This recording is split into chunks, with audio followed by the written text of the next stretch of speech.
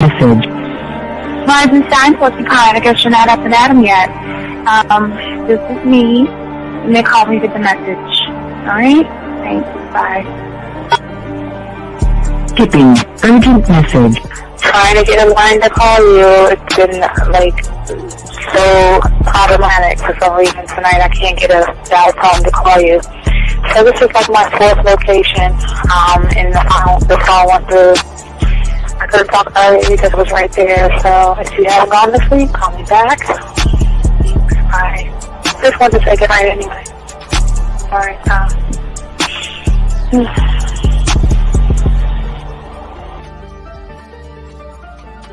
Urgent message. Hi.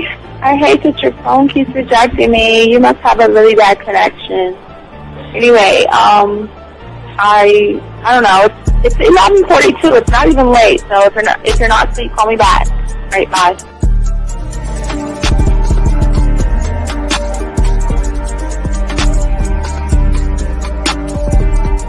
Skipping. Urgent message. This is B. Please give me a call when you get this message. It's just not even about being negative right now. It's about sorting out some very serious feelings that I had for you, and not being able to reach out and touch you and talk to you when I think it's necessary, when I deem it, emotionally necessary to talk. Not being able to do those things, I was not ready to subject myself to that type of, and I was not able to endure it. And I think the way you're responding is just making it even worse for me. So I need to talk to you with regards to that, and just, maybe the talk you suppose that we should be having, that needs to take place then, obviously. I don't know. Your reaction to everything is really disappointing. And I need to talk to you. So call me and don't be acting like that towards me. That's probably the situation, how you normally deal with it, but that's just not going to work. So formulate your thoughts, processing and all that, whatever you need to do, and call me because I want to talk to you. I'm so falling in love, and it's not a good thing because I know that this is ultimately not going to end. It's not going to happen. So I need to talk that through with you. I need to express that to you, okay? And if I haven't said enough already, that's just where I am, so that you know. Bye. To say thank you for letting me have a couple of days to actually think about what freaking happened the other night. Anyway, it was so funny how I had my whole mind made up on, when you leave your ass alone, I just felt like you was trouble. And it's so interesting how vibe is because I was right, I ain't gonna lie, I do have questions. I'm like, how do you do that? Who taught you that? Are you a goddamn professional? So on a real note, that was amazing. It was totally, perfect. If I were to vision what I want my man to be sexually, you would be that person, hands down. Am I mad at you? Hell yeah, because you know that you got those skills. So for you to do that to me, that was not nice at all. Because I was getting to know you in a whole different way, and it was cool too. That other way was also nice, So I don't know. It makes me more curious about who you are and what you're really about. I won't lie, But again, I keep feeling that vibe of how you gonna do me like that? That is not nice. So you definitely, at some point, will have to give me that explanation because I'm just real curious. But that's it. I'm not, in any way needing anything else. I think I'm okay. I'm staying away from you. I'm still gonna stick to that one. But I definitely want to know. I'm dude, are you on TV?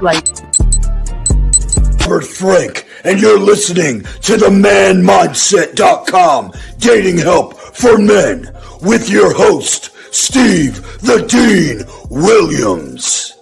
I'm Tyrone, and you're listening to the manmindset.com dating help for men with your host, Steve Dean Williams. So get on board, long dick style. This is Debo. Steve the Dean Williams, give me your chain, punk. Yeah, Steve, put your lights on. I still got the bicycle. Much love, Steve. Do what you do. God bless. Yo, cupcakes.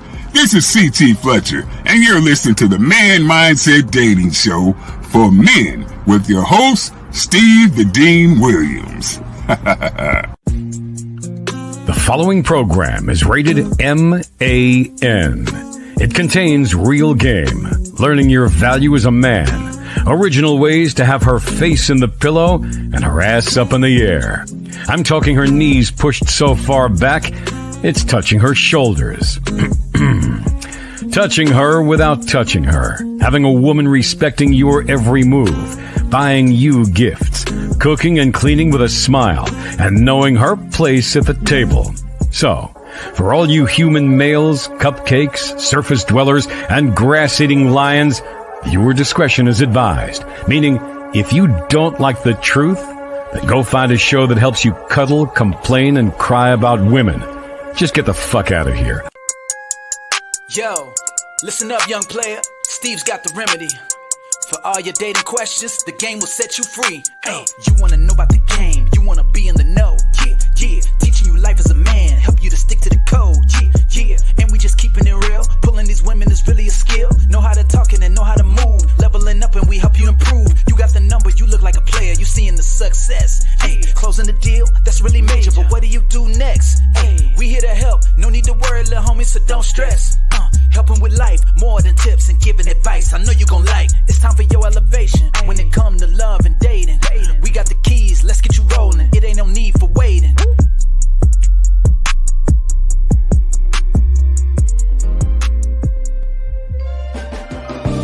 When I put it in your mouth, you drink it all.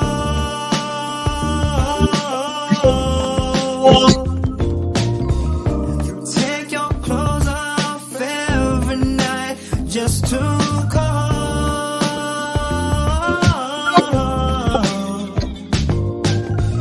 So nasty, baby, the way you give up that body. I know you have a man at home, but that man ain't me. All right, what's going on, everybody? I just want to make sure I had to switch over and everything. Just want to make sure that the audio is working fine. Oh, how y'all guys doing? We're going to chop it up. Got a good show for you guys out here. Let me make sure. Just want to make sure this shit is working correctly. See something here. I guess that shit is. I guess that's working right. All right, guys. So what's going on? It's your boy, the Dean Classic. Oh, shit. Let me see. Let me pull me back. Oh, damn.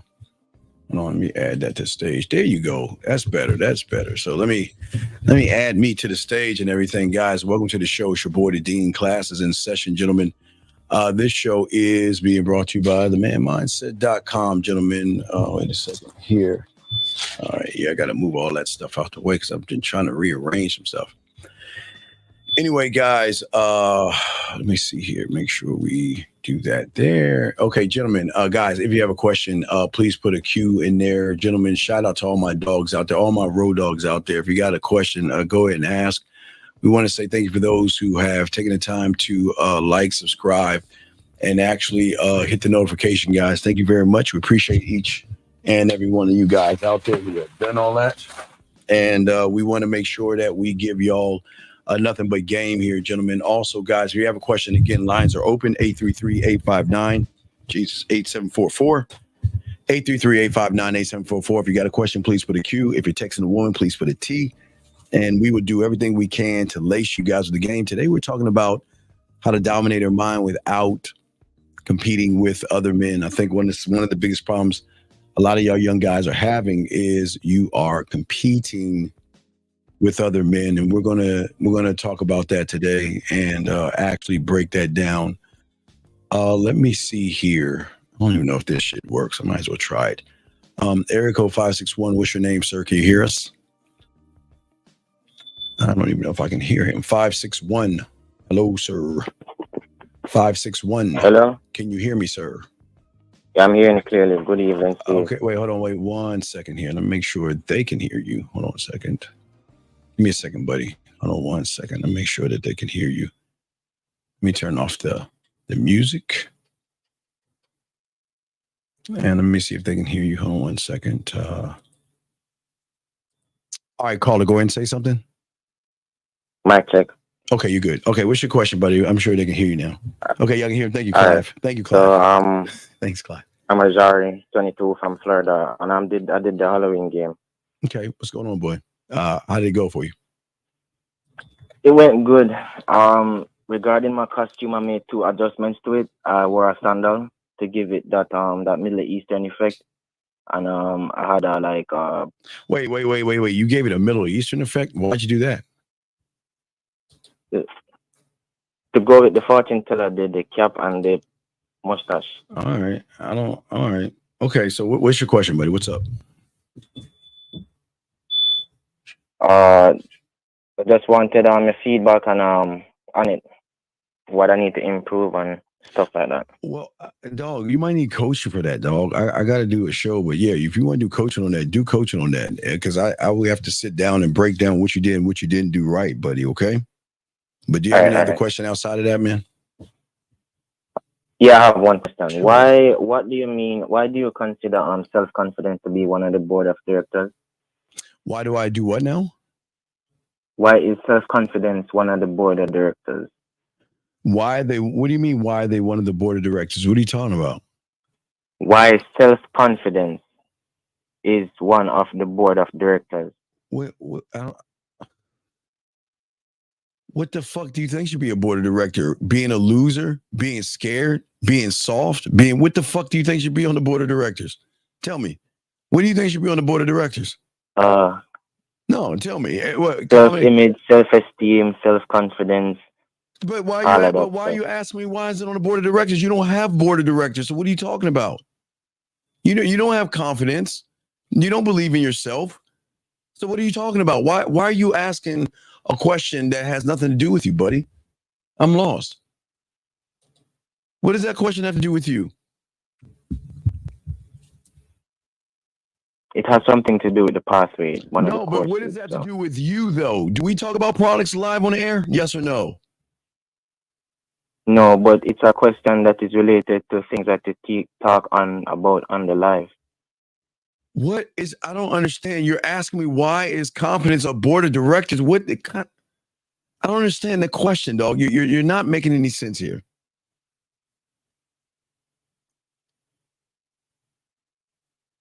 Okay, I'm gonna ask you one last time. I'm gonna hang the phone up.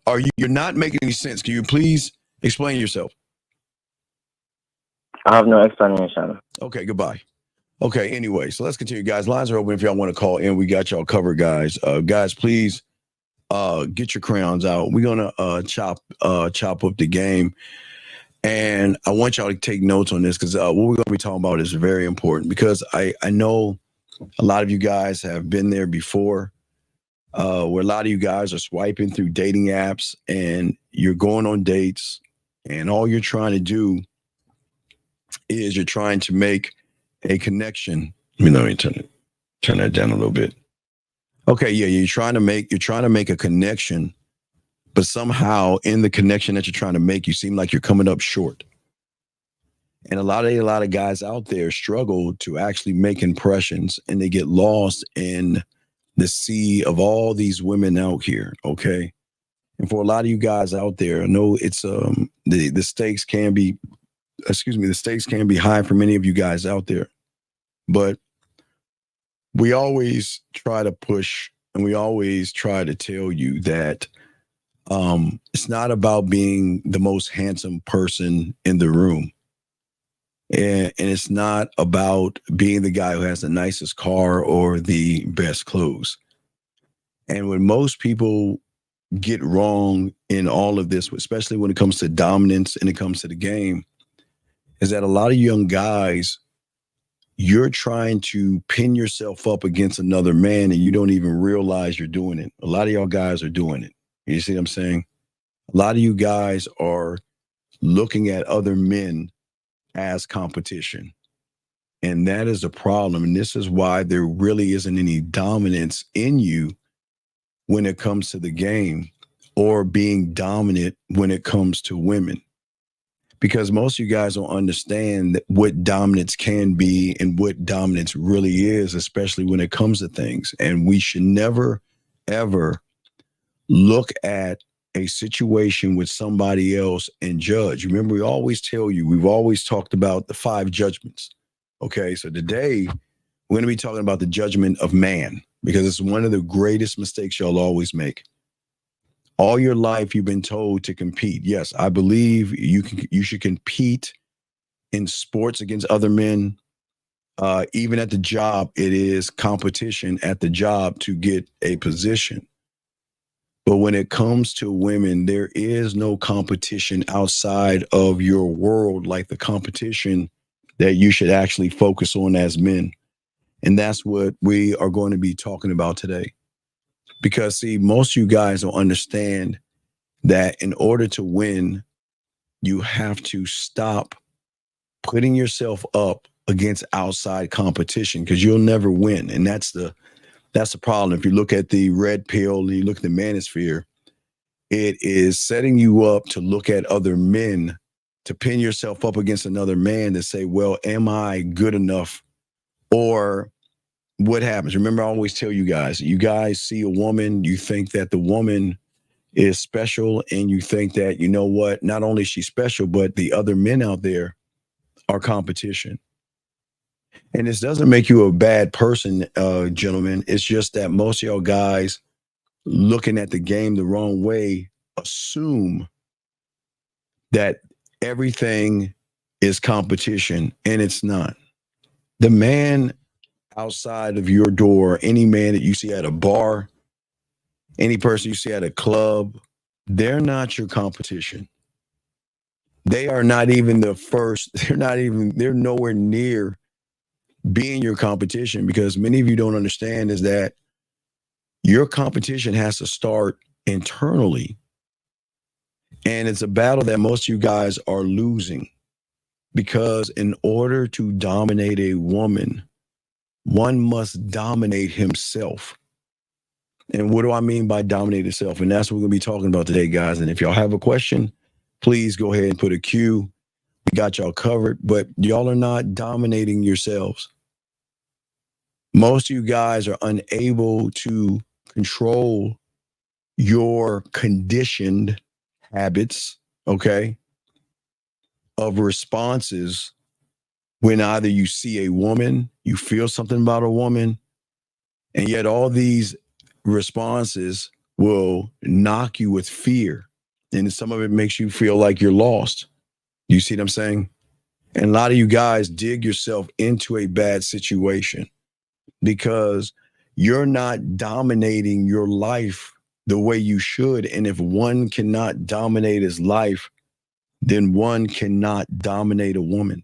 You'll never be able to dominate a woman the way you want to, because the moment that you're struck by fear, anxiety, or worry, okay, that means that you cannot have control over yourself. You do not have control over the situation. And when a woman recognizes you don't have those two types of control, then what they're going to do is they're going to start to control you and the situation. And most of y'all guys out here say, well, we always tell you women love dominant men. They love dominant men because it's very rare. Dominant men are very, very rare in this world. Very rare. And sometimes when people see dominant men, they too themselves get intimidated by the dominance of that man, because they feel like when I'm around somebody that shows certain kinds of strength and certain kind of characters and things like that, it can be very intimidating. But for a woman, it's not about intimidation. It is something that triggers her to want to be with you in more of a sexual way. And what I want to say to y'all guys out here is that we've got to look at how the villain does this, how the villain dominates, how the villain moves. And that's why we're going to talk about this, because see, most of y'all guys understand domination itself as a hallmark, okay, of a villain transcends the control of his mentality, not his mentality, but the things outside of him, the things outside of him. And for many of you guys out here, the villain's ability to dominate, gentlemen, is always rooted in their unshakable confidence, their strategic thinking and their strategic mindset, gentlemen, and also their magnetic allure that draws women into them because of the mindset that they have. They are masters over their realm and masters over their thoughts. Not only masters over their thoughts, they actually, when I say dominate, they dominate those things. They don't sit there, as I told you, they don't sit there and look at a woman and say she's pretty. They go over there and say, is she worth my dick? They dominate every thought, and everything that they do is drawing them towards themselves. And that's the thing that draws women to those men. And what I'm saying is there are things that women need to see in you that first you have to clear up no matter what. And gentlemen, it's a problem for many of you guys out here. Because if you think about it, and please get your crayons out, because we're going to talk about some of the things that are going wrong with a lot of you young men out here when it comes to learning the game and also learning domination.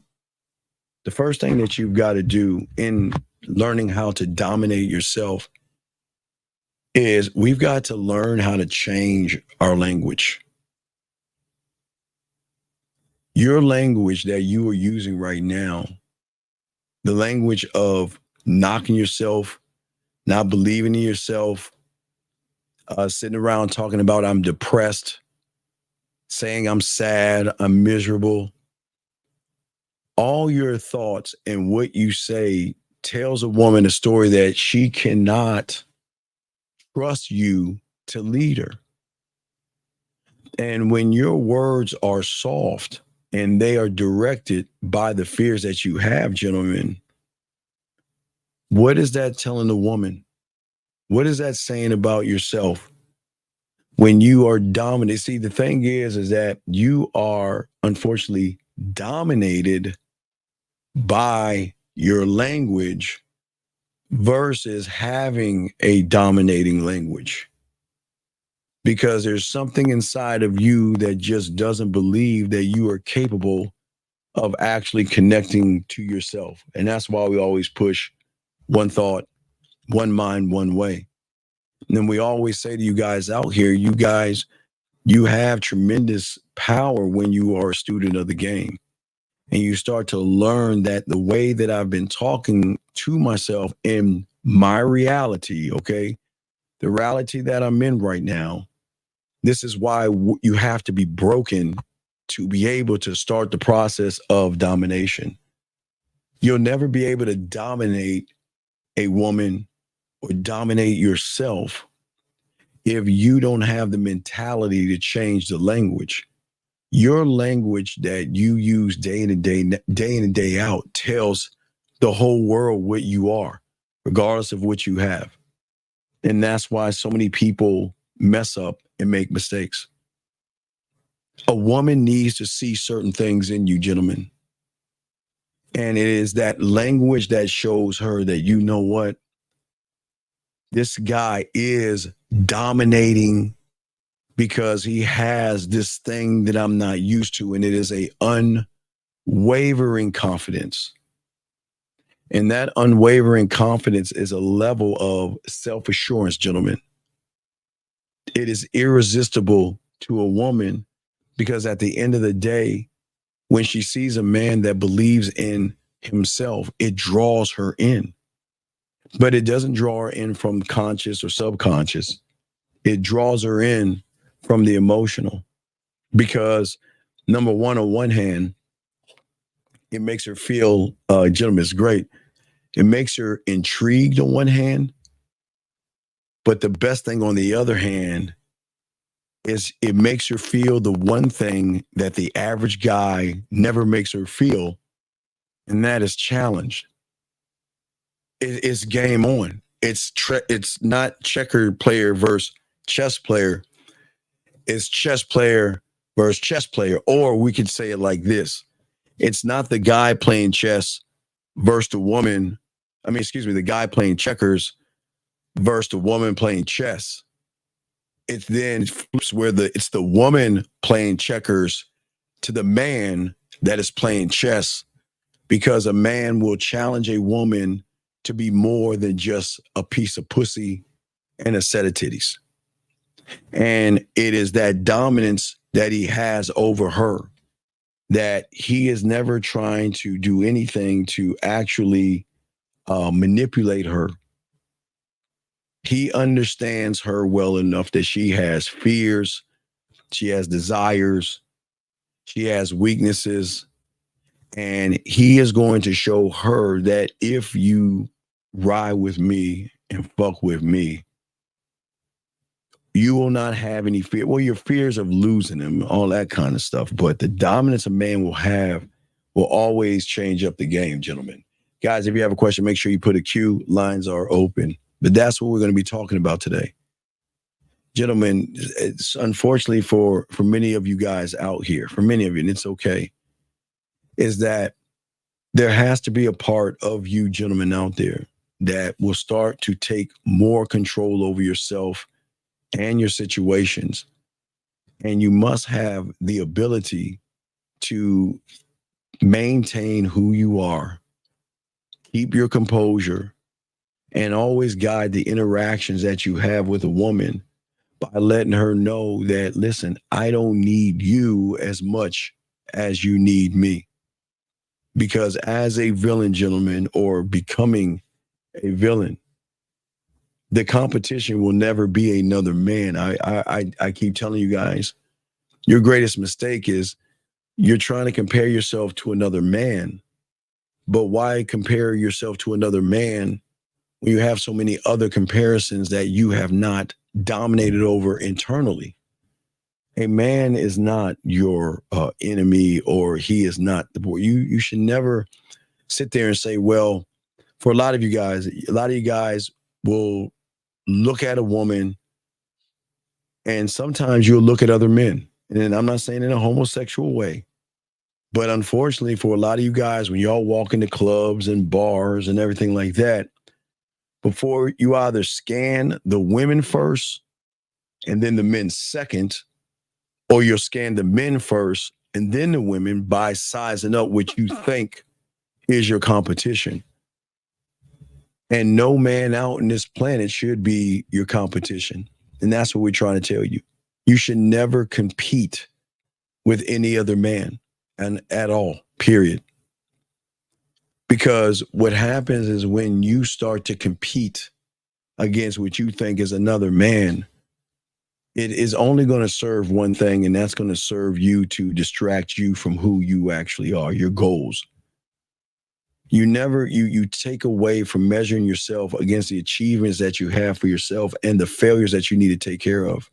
Because if you are that guy, a woman's going to recognize that all the energy and everything that you are channeling yourself in is into your own self, to master your own self. Because your focus allows you to actually rise above anybody in front of you. But as we talk about focus, it's one of the next things I want to talk about, because one has to change his focus. In order to dominate, we have to look at our focus. And I want y'all guys to take a moment and look at the things that you guys focus in and focus on, okay? In your reality right now, titties, ass, fucking, fear, anxiety, worry. That is all your focus. But you never focus on yourself. You never work on yourself. You never believe in yourself. And what you focus on will always determine who you actually are to that woman. And look at the problem that y'all having. How can you dominate a woman when you're focused or you're being dominated by her body? And what do I mean by dominated by her body? You look at those asses and titties, then all of a sudden you're intimidated.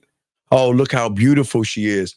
Look how sexy she is. Oh my God, she'll never like a guy like me. Or I've got to take her out. I've got to spend a lot of money on her. I've got to kiss her ass. And I got to do everything she says, because what's happening is you are being dominated by what she looks like. That's step number one.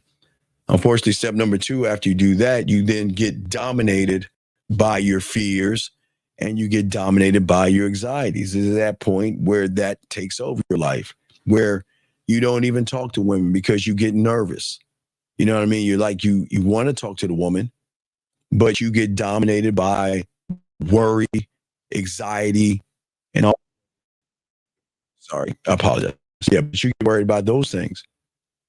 So how can you win as a man when everything that you are doing and every way that you're moving is doing more damage to you and is dominant? Because remember, these women out here do not want soft. They don't want soft males. They're sick and tired of being around a bunch of individuals that they don't believe in themselves. And all you do is run behind women and kiss their asses. Women don't like that shit. Women, I think a lot of women out there want you to like or enjoy what you see, but they don't want you to feel that you got to move a different way just to get that person. And that's where the game is really hurting a lot of you guys out here. And it's your focus. It's some of the things that you guys are focusing on. Most you guys are focused on trying to get the pussy or the fear. And it is a shift in your reality. But there is no time in your life that you have take time to focus on yourself. Now, the mind will make you think that you're actually focusing on yourself by telling you things and lying to you and making you believe that you're actually doing things when you're doing nothing at all. But most guys don't understand this is why the game is so important. And this is why being the villain and all this stuff shows a woman what kind of a dominating person you are. Because I'm not competing. I never looked at another man and said that he's my competition, nor should you. I don't understand it. I never go to a place and go inside and look at other guys. What is weird, and I know it's weird, but I don't even recognize.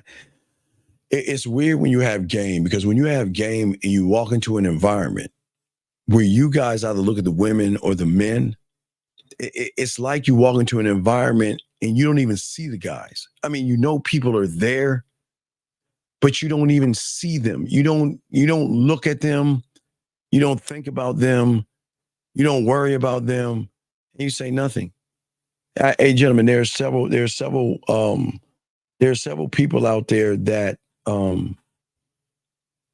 I've talked to, women I've talked to that would talk to guys who they find physically attractive.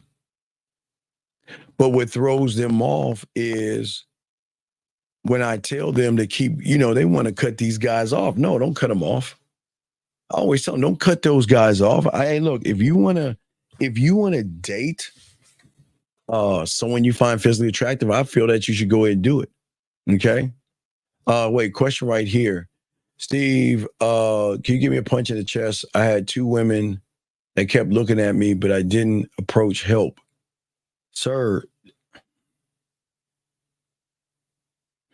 I can't help weakness. I how am I supposed to help you? I don't understand. I don't understand the question. I can't punch you in your chest. I can't punch you in your chest. Sir, just because a woman looks at you doesn't mean anything, but this ain't for, listen, everybody can't be a winner, young man. And I keep telling you, sometimes a duck tries to be a lion, dog. You just ain't built. Yeah, I don't need to punch you in your chest, buddy. You just ain't built on this game, dog. I don't need to punch you in your chest, dog. What is punching your chest gonna do? It ain't gonna do anything for you. You still be a sucker and shit. So I can't do anything for you. Anyway, guys, you got a question, put a queue, lines are open. But as I'm saying to you guys out here, is that most of you guys out here, you're focusing on the wrong thing. The competition should always be with you. Man, you know how fun it is competing against yourself? You know how fun it is to challenge yourself? And most of y'all don't even do that. When you see a woman, the competition should be with yourself, saying that, you know what, it's her. Mate, I still, let me see if I can, do I still have it? What did I don't know where I put mine. I don't know where I put my phone at. Shit. I wanted to see if I could pull that up. Let me see if I can find something real quick. Guys, got a question, put a queue. Let me see if I can find that. Hold on. Let me see if I can find that shit. That's not the one. Yes. Let me download this motherfucker. Let me download this. This is okay. I told y'all the other day the depth of game and what it's like when you're one of one thought, one mind, one way, and how you talk to yourself and how you feel about yourself. I got to pull this up for y'all guys. Y'all have to see this. I showed y'all one the other day, but let me show you this one. I just grabbed it. Let me see here. Let me grab that joint and I'll put it up. Guys, got a question? Please put a Q. And we're talking about domination. If you have a question, we got you. But let me go ahead and post this. I want you to see this. If you haven't seen this, I'm sure all you football aficionados have seen this, but a lot of people don't know how deep this ad is with Tom Brady. And I want y'all to see this because this is game right here. This is motherfucking game. Let me see. Did it work? Let me see here. Wait, let me go back. Give me a second. I love this commercial. This commercial is dope as fuck. But gentlemen, I want to show you domination because the dominating attitude, as I told you before, has to start from within, right?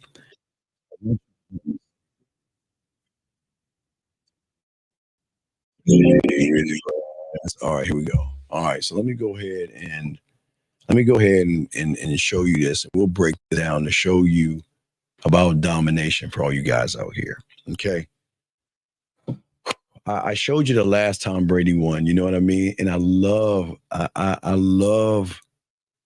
how he talks to himself and the arrogance that he has around him. Remember, I told you this is for all you guys out here, this is your romantic cult.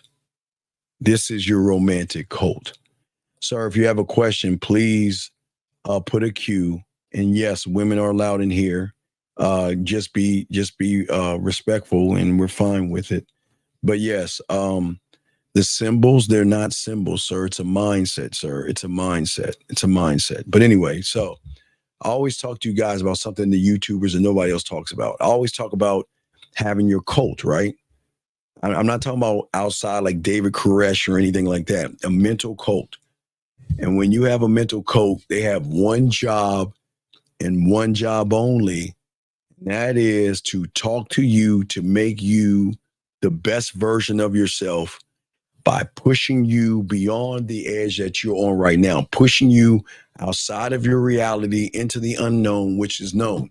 So this is a prime example of your cult. When I saw this, I saw this. I said, I got to show y'all. But I was waiting for I could get a chance to download it. But I showed you one time, Brady. But this one right here, again, this is how your mind works when you're one thought, one mind, one way, when you're one of one, when you're actually connected to yourself, you love yourself, and you have an understanding of how you move, and you don't allow the outside world to fuck with you at all. Oh my God, this is beauty. This is what I call a Mona Lisa. So let me shut the fuck up and let me show you guys this. Hold on 1 second. I want you guys to check this out. Give me 1 second. Let me load it up. and we're going to play it. We'll go over it, but I want you to see this. This is, if you haven't seen this commercial, man, when you have game, man, this is like, this is what like fires you up, because when you see it from the outside world and people see it, so you can see it or you can't see it, but when you actually see it, you know about it. It's like, man, that's us. That's us. Here we go, guys. Check this out. This is very important. Check this out. Here we go. What happened? It's almost game time. You ready? Dude, is he serious? Guess they still don't think you're ready for this job. Maybe they don't respect you without pads on. That's right. And disrespect is a gift. Hi, Tom. Okay, Mr. Brady, you ready?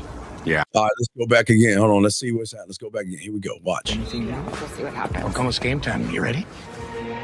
Dude, is he serious? Guess they still don't think you're ready for this job. Maybe they don't respect you without pads on. That's right. And disrespect is a gift. Hi, Tom. Woo, man. I thought it was more, but do y'all see what I'm saying to y'all guys?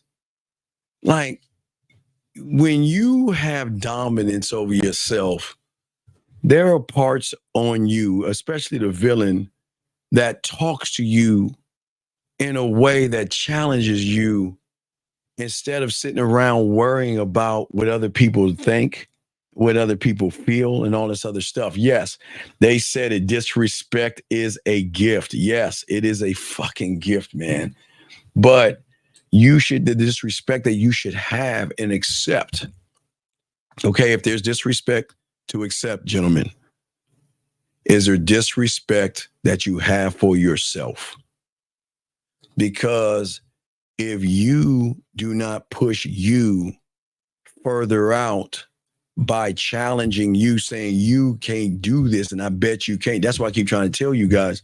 That's why I always say the gambling addiction, because it's great when you see a woman and it's like, okay, look, it's on. How many moves is it going to take? You remember I always used to tell you that even before this commercial. How many moves is it going to take to get that woman? I bet on me. So I say, okay, it's going to take me 15 moves. I always bet, always lose the bets anyway, because I always like to challenge myself. But that's the thing that I'm telling you guys out there. When you are connected, one thought, one mind, one way, everything changes, especially the way you see the world. And I want to make sure that the one that I gave you, because it looks like that was that one went pretty fucking fast. Because it felt like he was walking, they were talking to him. Let me try something here. Hold on.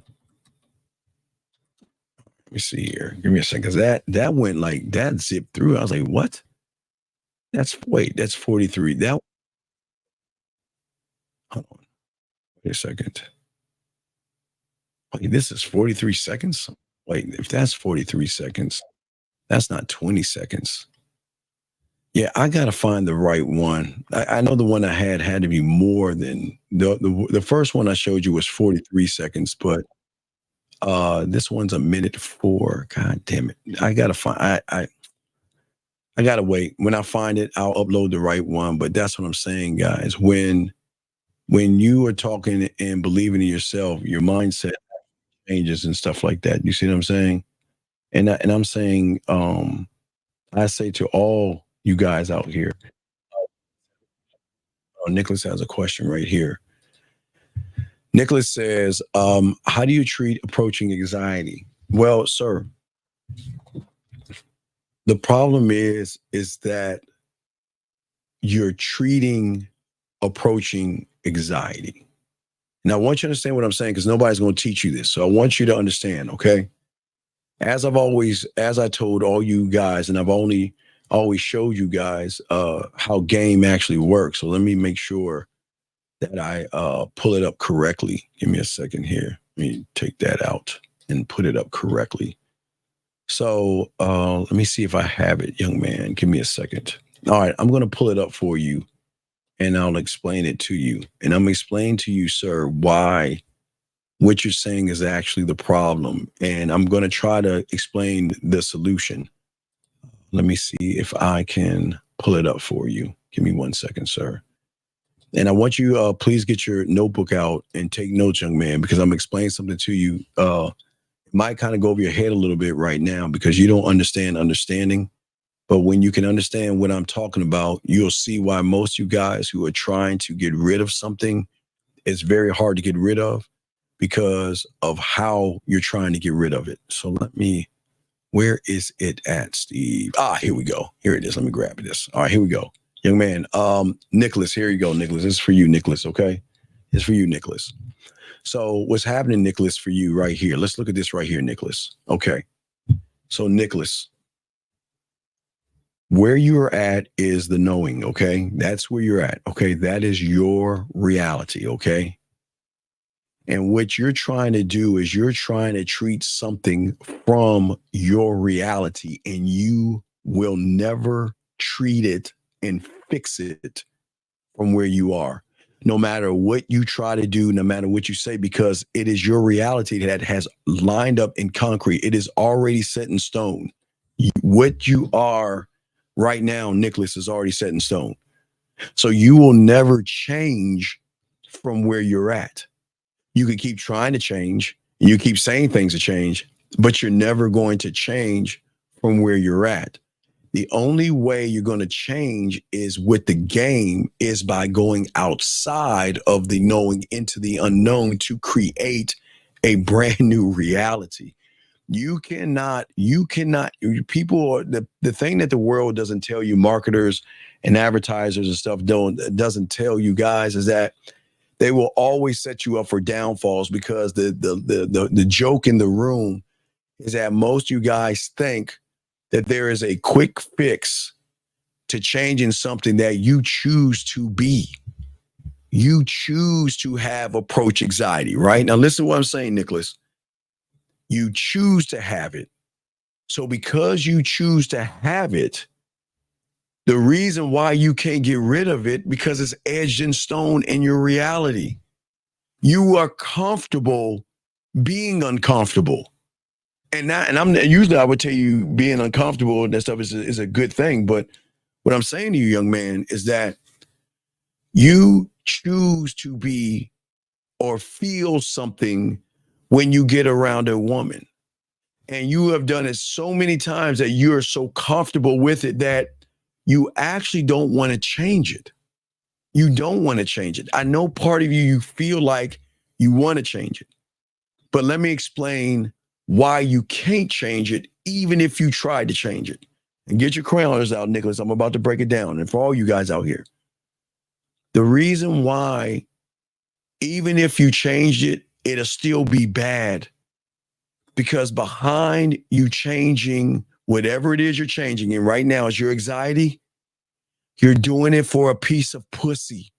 And because you're doing it for a piece of pussy, what's going to happen is you think that you're actually going forward and changing it when you're actually going back. You're adding more prison bars to your mentality, because you're not changing your approach anxiety. Because I would tell you right now that I know you're going to say I'm full of shit, but I'm going to tell you you're full of shit, because you don't have anxiety. You don't have anxiety. Let me explain. If you had anxiety, when you go turn on a light switch, you get nervous as fuck. The lights. Well, what happens if I turn the lights on? And what happens if the lights doesn't come on? If you had anxiety, when you went to open a door, it's a door. Oh my God, it's going to open if I grab it. What happens if I turn the door? It's like, listen, I'm not trying to be a dickhead. I'm being dead ass serious. Listen to what I'm saying. You don't have it. You don't have any anxiety. Because if you had anxiety, you would have it in everything you do. Then you can say I have anxiety. You know, when I pick up my wallet, Steve, I get nervous. When I go open the refrigerator, I get nervous. When I go grab something to drink or order some food, I get nervous. But no, my friend, you're just lying to yourself. You don't have anxiety. You're just scared of fucking women. And that's the thing that you got to come to terms with. You don't have anxiety. You're lying to yourself. Because if you have anxiety, young man, you would have it in everything that you do. But you only have it in one thing. Because you don't have anxiety when you open the door. You don't have anxiety when you turn on a light switch. You don't have anxiety when you grab your remote control, grab your water, or turn on the TV. You don't have anxiety. The only time you have anxiety is over a piece of pussy. So what does that mean? You don't have it. It means that you're just scared of women. And that's the truth. And that's what you have to come to terms to. Because if you keep going around lying to yourself and saying that you have anxiety, then you're full of shit because you don't have it. But see, in your reality, you actually think you have it because you have labeled your fear of women to make you feel better. You labeled it anxiety. And that's why you keep failing. And that's why you'll never get over that lie, because all you're going to do is keep compounding that lie with other lies. And everything you're feeling over is off of a piece of pussy. You are scared of women, and that's it. And that doesn't make you a bad person, but that's the truth right here, because a lot of people out here don't see it. And it's okay, young man. But we can't say that we have anxiety when we can open a door, turn on a TV, flip up the lights, start your car, order food, go and put gas in your car and squeeze the handle. I don't know, drink, eat, whatever you're doing. You don't have anxiety. You only have it when it comes to pussy. So that's not anxiety. You are just lying to yourself saying you have something. So how is it you can get over something that you're lying about? By being honest with yourself and start saying that I don't have anxiety when it comes to everything. I'm just scared of women. I'm scared of talking to women. I don't believe in myself when it comes to women. I don't know what to do with a woman. And that's where you got to, guys, the thing about the game is you have to be honest with yourself. That's what we always say to you young men. You have to be honest with yourself. You don't have to impress me or anybody in the room. I appreciate the question that you're asking. It's a very great question. But I'm saying to you, let's look at it for what it is and not what it could be.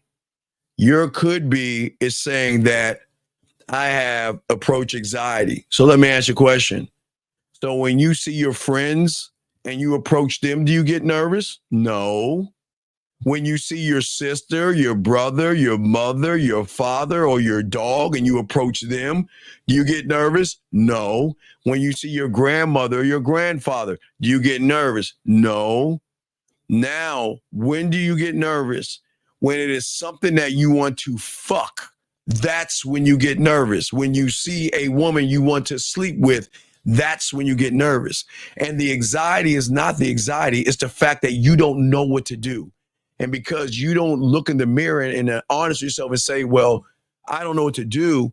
What a lot of you young men do is you cover up with a lie. You want to label it approach anxiety, because that way I take all of the accountability from me. And then what I do is I create this mythical motherfucker like fear, like rejection, and like anxiety. You create these mythical motherfuckers. And then you let those people roam around in your mind, and then you want to play a victim of something you created. And that's what I'm saying, young man. It's not knocking you at all. I'm just saying that what you guys have to understand in the game, there is no anxiety. There's no such thing as that shit when you game the fuck up. I'm telling you, there is no such thing, especially when you're the villain, young man. And I understand what you're saying, and I understand where you're coming from. Gil has a question. Guys, got a question, please put a Q. Coach, so we are operating from one thought, one mind, one way in most everyday things. Gil,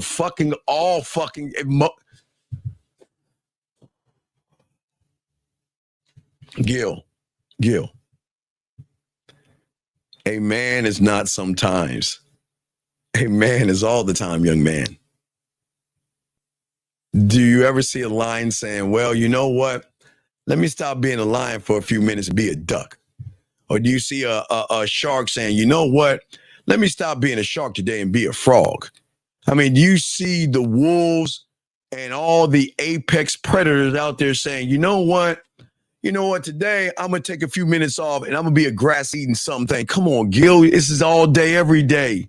It's all day, every day. You see what I'm saying? It's all day, every day, young man. And that's the problem. Most of y'all guys don't see that. Most of you guys don't see the game for what it is. And this is what we're talking about, the villain. See, this is where your anxiety comes from. No more on you, sir. It's not just the women that are bothering you. Okay, that's the first thing. Okay, follow me, Nicholas. I'm going to show you how your anxiety works. You see a woman and you look at her ass and titties, which is a beautiful thing. I'm glad. Look at her ass, look at her titties. Cool, that's fine. That's where everything starts to turn right. Because after you look at her ass and titties, then you start to look at you. Well, I don't think I'm good enough. I'm either too short, I'm too fat, I'm too old, I'm ugly. I don't have the nice clothes that I think she wants me to wear. Look at my car, I take a bus, or I'm living with my parents, or, my job isn't good enough, right? And then you unlock the next door that says, well, when I see her, oh my God, I know nothing about her, but she looks like the kind of woman that wants an 8-foot tall guy with a 12-inch cock, and he rides a dragon every day and slashes unicorns. And then what you do, Nicholas, then you compare yourself with the person you created. I can't compete with a guy that's that tall. He's hung that long, and he flies dragons, and I take the bus. Do you see what I'm saying, Nicholas? So then when you go through all those steps to make yourself feel better, to cop out, you want to label all that shit anxiety. Well, you know what?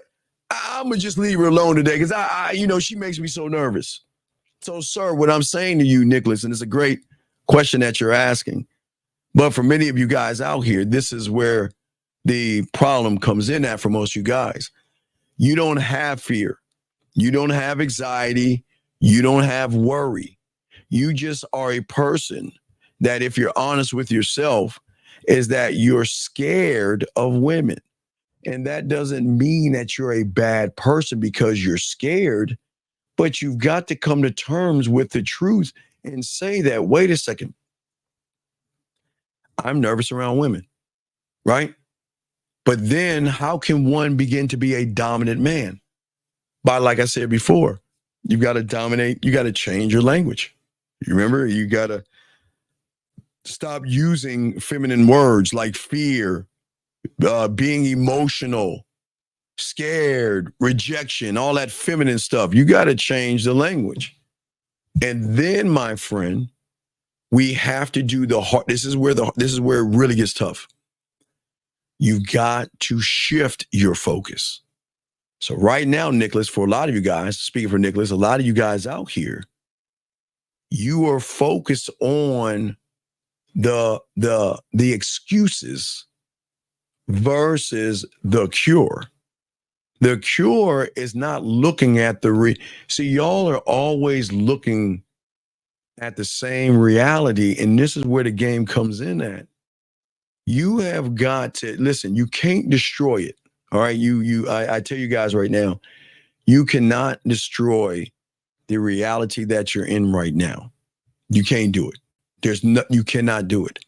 But there is a loophole in this shit.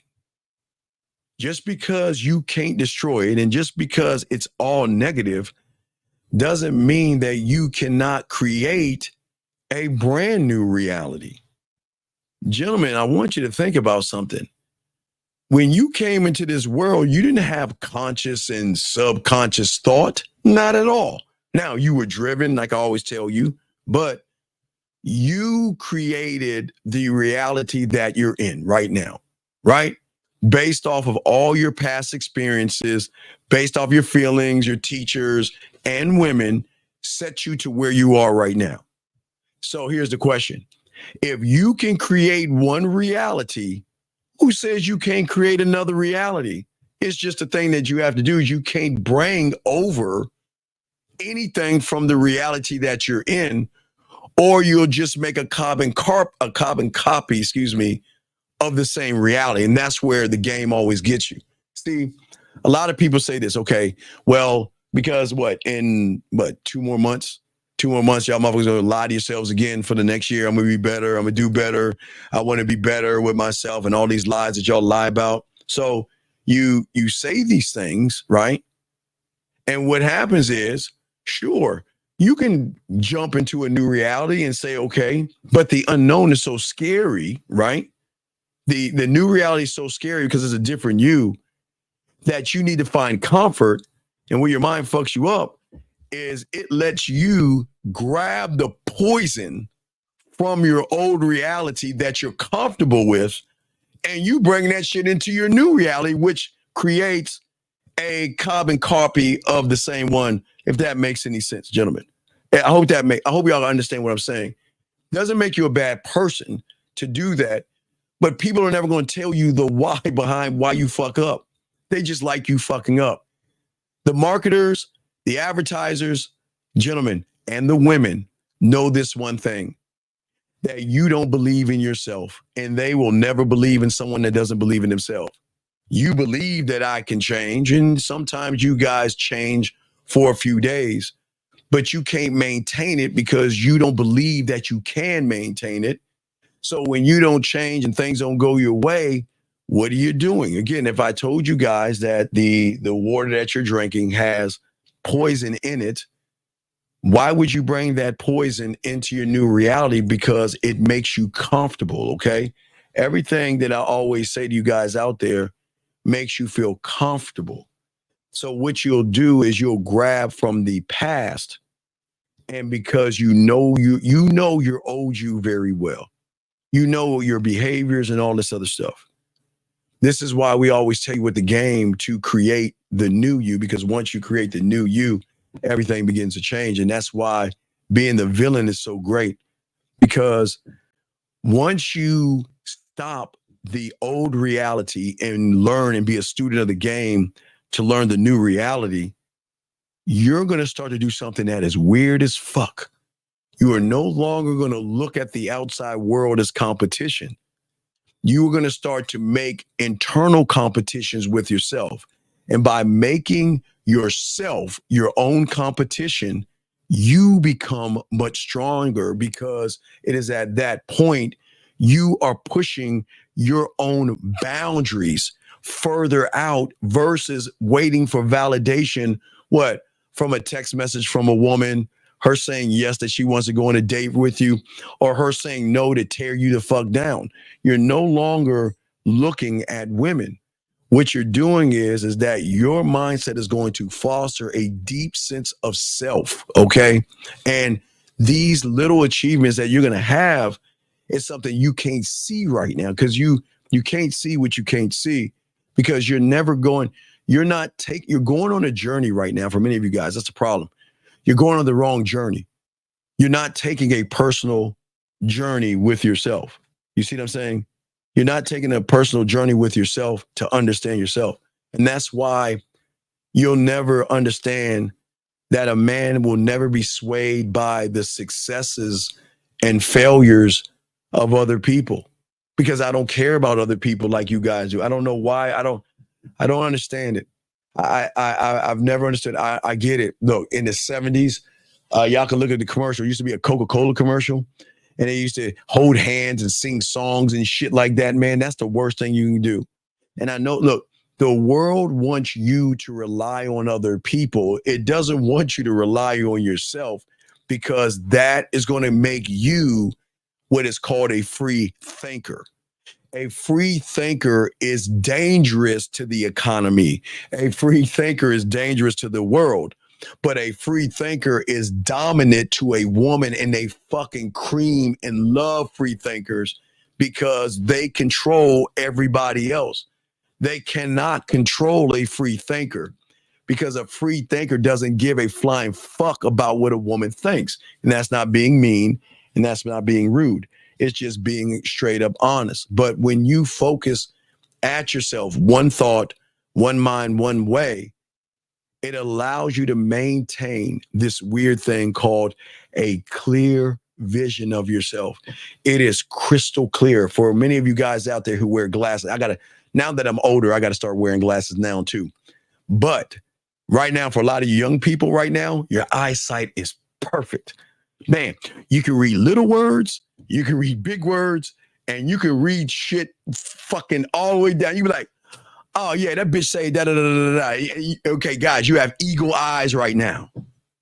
But as you get older, your eyesight's gonna start to fuck up a little bit, or it will be at a young age where people wear glasses, but your vision will get a little blurry, right? You won't be able to read certain things either far away or certain things up close. That's just how life works. But they give you these things called glasses to put on, right?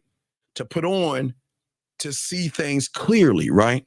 So what I'm saying is that you guys should put on your game glasses that are internal where you can see everything clearly. You don't see it clearly. That's why most of you guys are having the problems that you're having right now, because you don't see the world with your set of eyes the way one does when he looks at himself.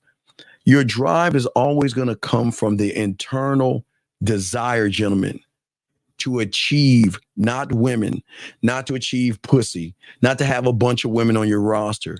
Your desire is going to supersede that, because you're going to realize when you begin to drink in your ocean of knowledge that is a limitless, it goes on and on and on.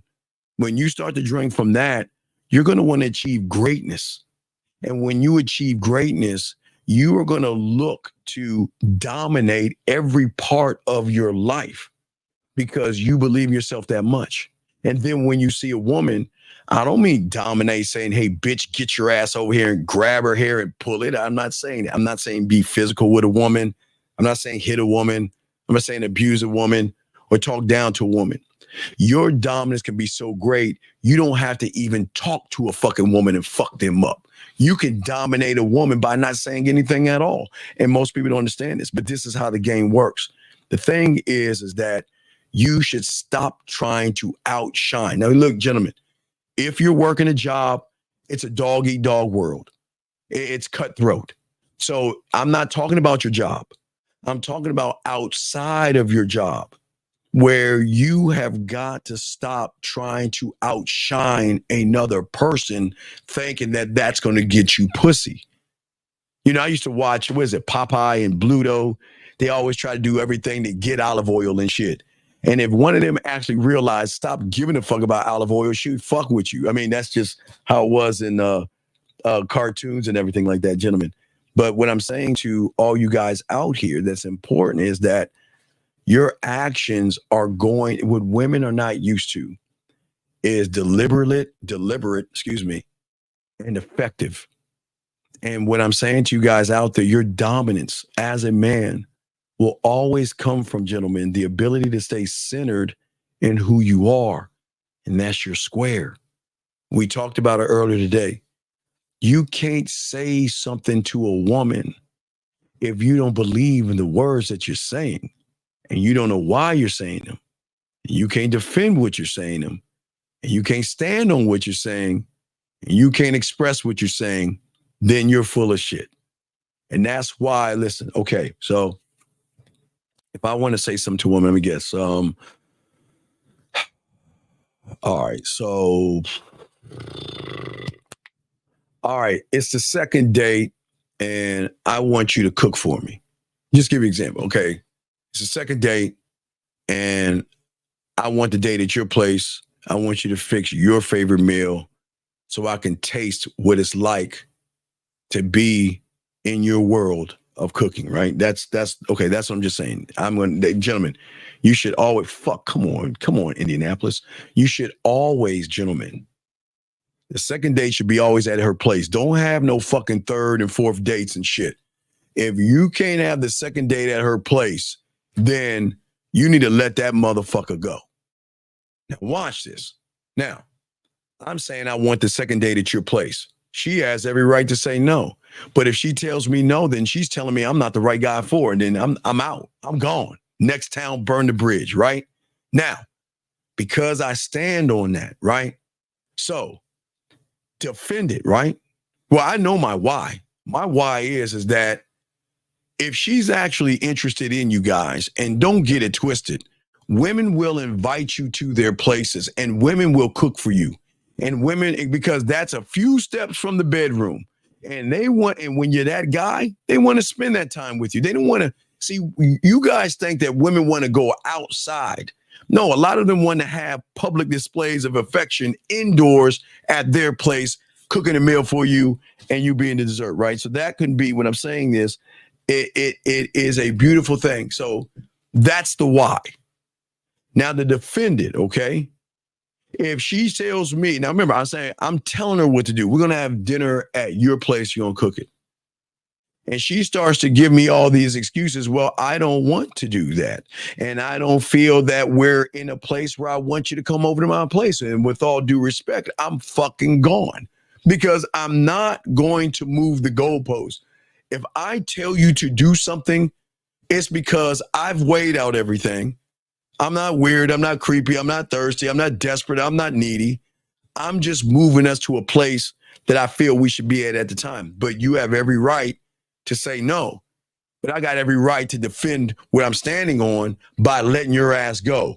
Now defending it is explaining. I'm sorry, I was about to stand on it. Defending it means that I'm going to stand on it and I'm not going to budge. I am not going to move the goalpost for you. I'm not going to move the goalpost for you. So that means that, I really like you. I'm really interested in you, but I just don't think it's time that we should come back to my place. Well, you know what? And I appreciate the time we had. We had such a good time together. But with all that saying, I'm just not the guy for you, and you take care of yourself. And I'm out that motherfucker. See that? I'm not mad at her. I'm not angry or anything like that. But no, hold on,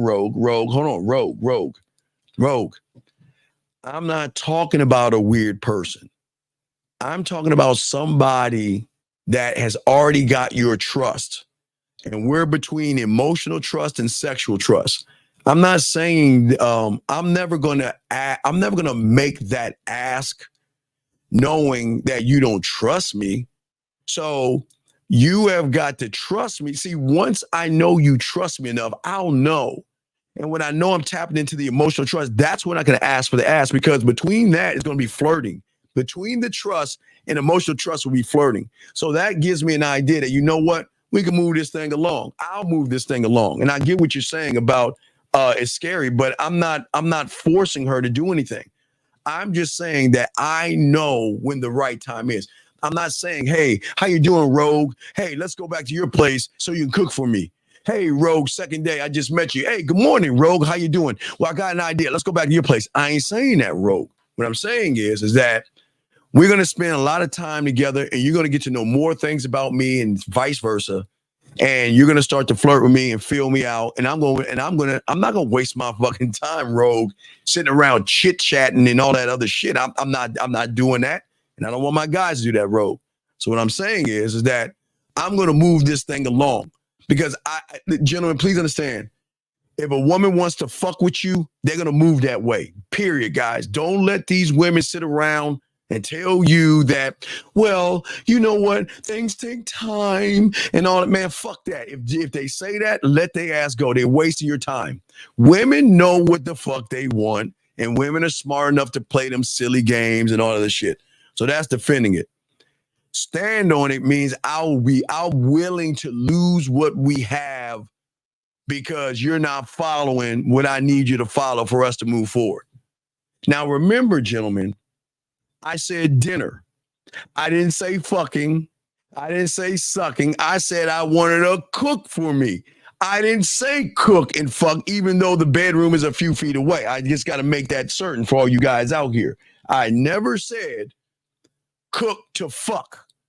I'm saying I want you to cook at your place. I want you to get greasy in that kitchen for me. And if you feel that you don't want to do it for me, then I'm willing to lose whatever we have and move the fuck on. And gentlemen, the dominance in that is that most women are not used to motherfuckers saying goodbye. Well, why aren't you calling me? And why aren't you talking to me? Well, to be honest with you, is you're just wasting my time. Well, what do you mean waste your time? Well, I gave you an opportunity to move us forward. And with all due respect, you said no. And what you told me is I'm wasting my time. Oh, so you just want to come to my place and fuck me? Is that it? Now, hold on. Wait. See, this is why we really can't be together. When did I say we are going to fuck when I said I want you to cook for me? Did I say cooking with your titties hanging out? Did I say cooking with your ass hanging out? Did I say cooking and sucking my dick? No. Did I say cooking and fucking? No. What did I say? Well, you said cooking, and that's all I meant. But because you think I'm them, then you know what? You got me all wrong. I'm not the guy for you. I'm gone. You see what I'm saying, guys? This is why I keep trying to say what I'm saying, guys. I'm saying for all you guys out here, this is why they should have 1 foot in the door and 1 foot out, and you got to get rid of them. Dominance is being able to get rid of these women. Don't sit around and beat around the bush with them and play all these games with them. But I'm not saying force sex. I'm not saying make it about sex. There has to be step processes in this thing. And if you don't take the step processes, what I'm telling you, you're not going to be able to dominate anything. I would tell all you guys, the second date should be at her place. That is my law, my rule, my code. That is it. I've always lived that way. I've always lived. See, the thing is, I rarely get to the first date anyway. But if I had the second date, I would say to myself that it's going to be at her place. But before the second date, I'm already at her place anyway because I'm a cold motherfucker. But if by chance we had a second date, which I don't even think I've ever done that like that before, that it would definitely be at her house. And if I don't have enough influence on her on that, then I'm letting her ass go. And that's what I'm saying to all you young men to soak this up. I'm not saying I don't want to force. I'm not forcing her to fuck because I ain't bringing up fucking. I'm just saying that we know each other well enough now where you trust me. We know each other well enough where you're flirting with me. And we're starting to know each other well enough where you're starting to share things with me. So that's telling me that now it's time for me to start leading this shit correctly. And guess what? This is what we're going to do. You're going to go make me a meal. And we're going to eat it at your place. I didn't say anything about fucking, but you know how that shit go when you gained up, dog. But I'm not trying to say that you're going to get pussy because I'm doing everything I can, gentlemen, to take that out the equation because I want you to think about other things other than trying to get over there for pussy. I'm saying that you got to make yourself the benchmark, gentlemen. You've got to make sure that she sees strength in you. And you got to have a mindset, okay, that is focused on what's at hand and not actually what you want it to be, gentlemen. You see what I'm saying? And that's what's so important, okay? And I want to say with you guys, hey, Moss, listen, you got to put a Q. If you're talking to me, sir, please follow directions. Please put a Q.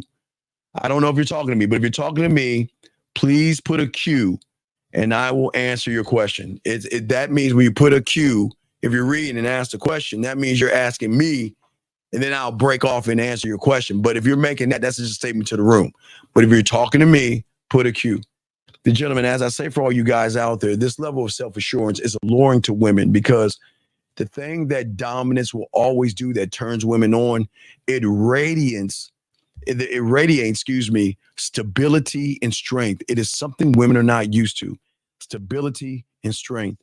And when someone is a villain that is deeply focused in himself and he is not swayed by external competition, gentlemen, listen, you can be with her and her phone will go buzz off.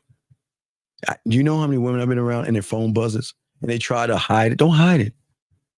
This shit is so fucking funny. I'm telling you, if somebody's messaging you, it's cool to message. Go ahead and talk to them. Now, if we're like hanging out and stuff like that, that'll be disrespectful. But I'm saying that if we just feeling each other out and it's the beginning and everything, and I don't even know if you're even worth anything, and your shit is buzzing, don't be ashamed. And it fucking throws them off because I'm not worried about anybody. I am not threatened by any guy. You can talk to whoever. That's why I keep trying to tell y'all guys, you can talk to whoever you want to when you want to. Okay. All right. Sir, let me see what you're saying. Do you have a W Sigma watch? Yes. Sir, Sir, I don't know what you're talking about, but I don't believe in that Sigma bitch ass shit. Please do not talk about that Sigma shit, okay?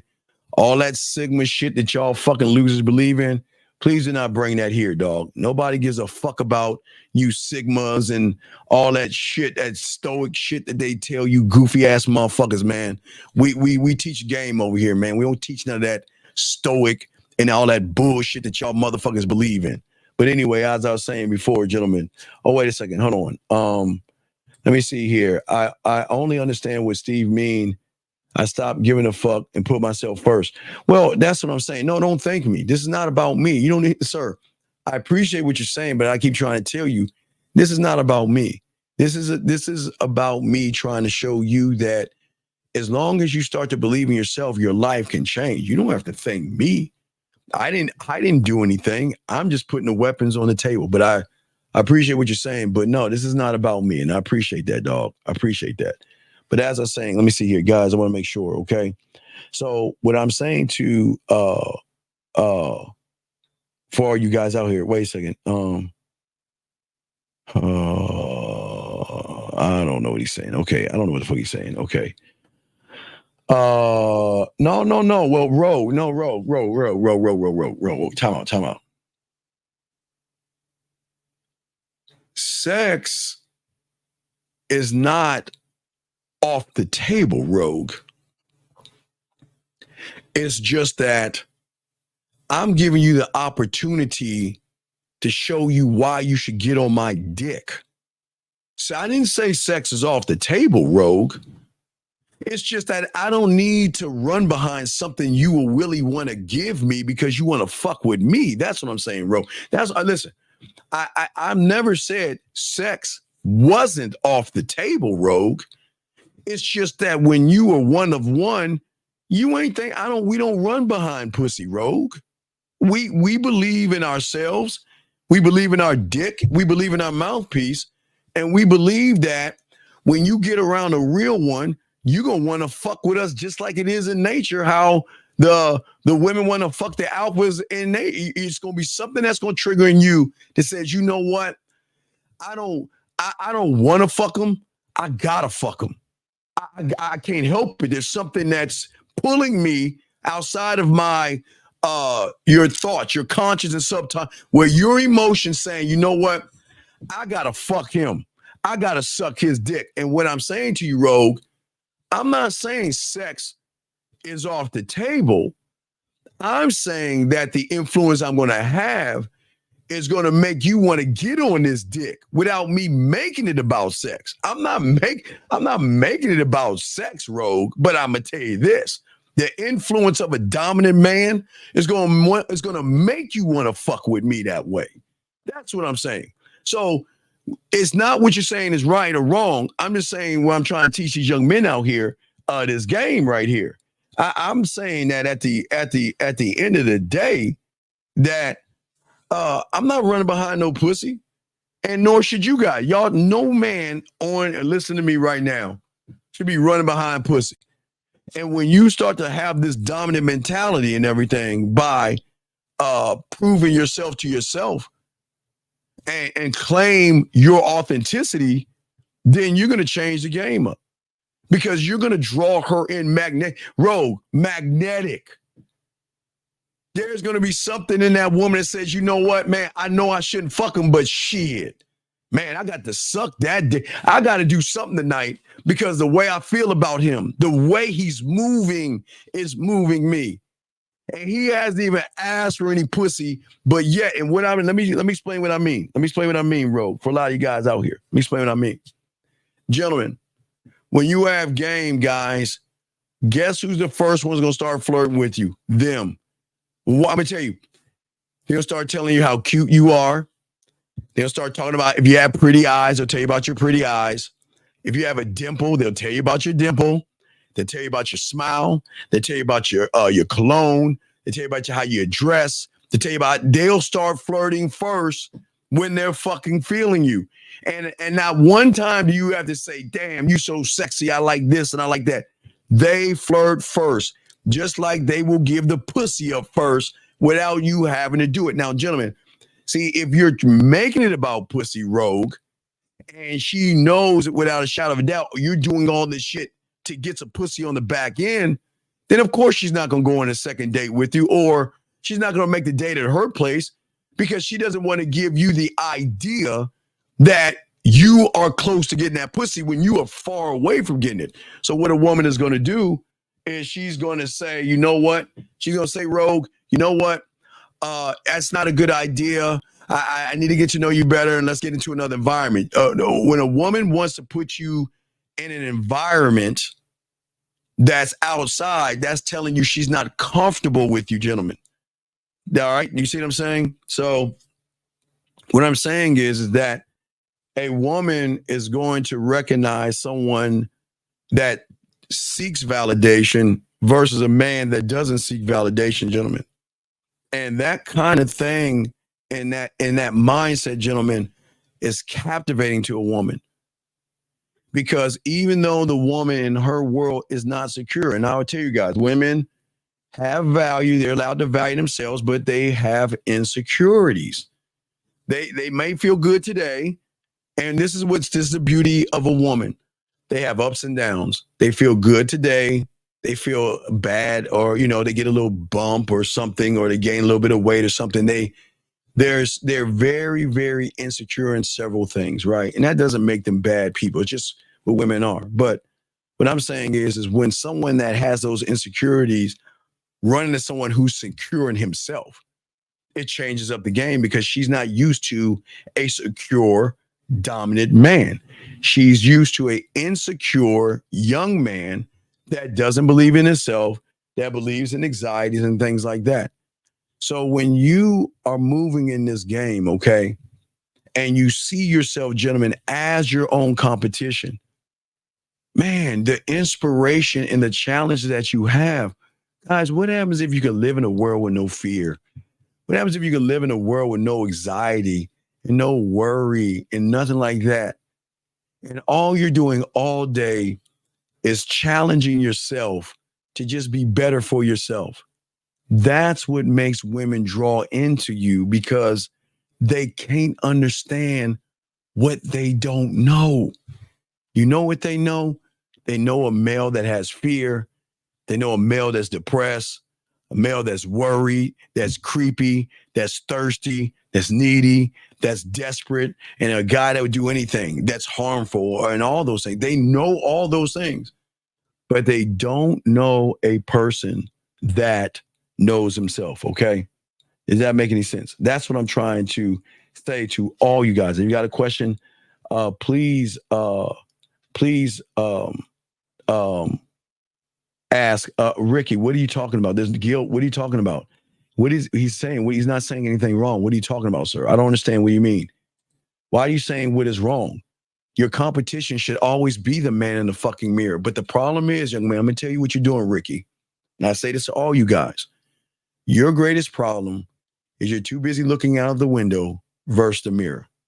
I keep trying to tell you guys, Ricky, you can go to your mirror right now and you can look at your mirror and you can see a light image of yourself in that window, not mirror, but window, excuse me. But I promise you this much, who is ever on the other side of that window can see you for what the fuck you are. And that's why the game is talking about looking at the man in the mirror. So Poem is right. Okay. I don't know what he's talking about, but Ricky, I don't know what the fuck you thinking about, but you wrong here. But let me continue. As I was saying for all you guys here, is that when a woman is with somebody who's consistently consistent and evolving, it creates a dynamic, exciting relationship for her, because she says that, wow, this man can elevate me and educate me. So then when she can notice, gentlemen, from the emotion, a deep sense of emotional independence, okay? Emotional independence. That means that I am free of feeling fear. I am independent of worry, anxiety, rejection. I am independent of that shit, where you guys right now are dependent on. You depend on anxiety, fear, worry, and all those things. You depend on those things because that's what makes you you right now. And that's the problem. And most of y'all guys don't see that. That's what makes you what you are right now. Because most of you guys out here, okay, hold on a second. You're telling me no matter what I do, I can't. Sir,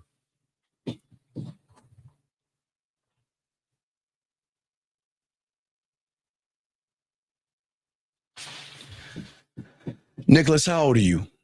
How old are you, Nicholas? Nicholas, I'm asking, Nicholas, can you please tell me how old you are, sir? I'm not being mean to you. Nicholas, how old are you, Nicholas? Please tell me. Tell me how old you are, Nicholas, because you are not listening and you're not paying attention. So how old are you, Nicholas? How old are you, Nicholas? I'd like to know. How old are you, Nicholas? Please tell me. I'm serious. Come on, let me know. Okay. So, Nicholas, I appreciate that. So, Nicholas, for 40 fucking years, you've been doing the same goddamn thing. And yet you don't even understand why you're doing the same thing. And I'm explaining to you why you're doing the same thing. And yet why are you fighting me on this? What do you mean that you can't change?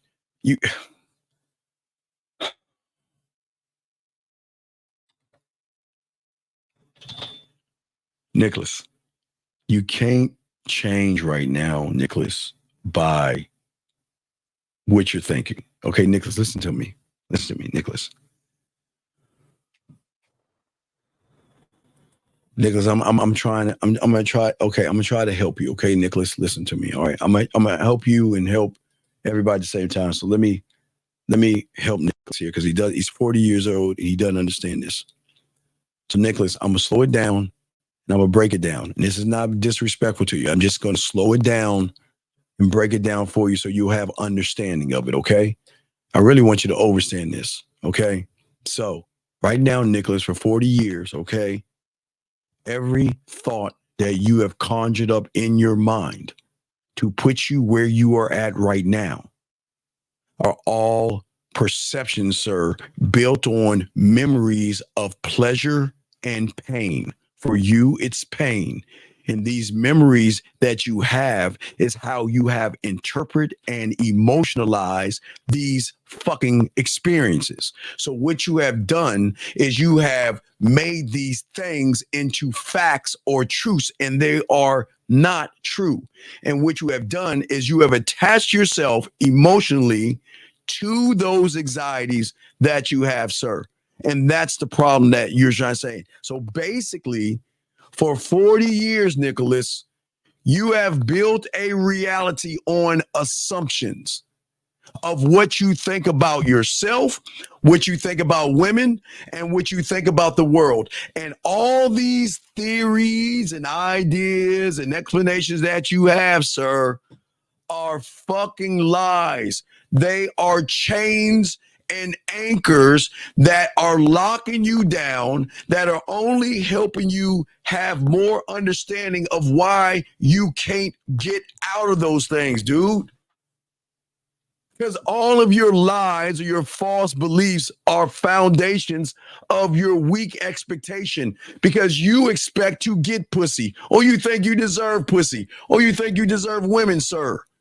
But the thing is, we're talking about your anxiety. And your anxiety is there to help you better understand yourself. And that's the problem. You're not looking. Your beliefs, sir, are not fucking facts. The problem is you make them facts. You say I have anxiety. You believe in that shit. So you made it a fact. But they are just deeply ingrained beliefs that you mistaken as a fucking fact. You don't have anxiety. I told you that's a lie. And yet you still don't understand what the fuck I'm telling you. You don't have that. You believe you have it because you don't know how to talk to women. You believe you have it because you're scared of women.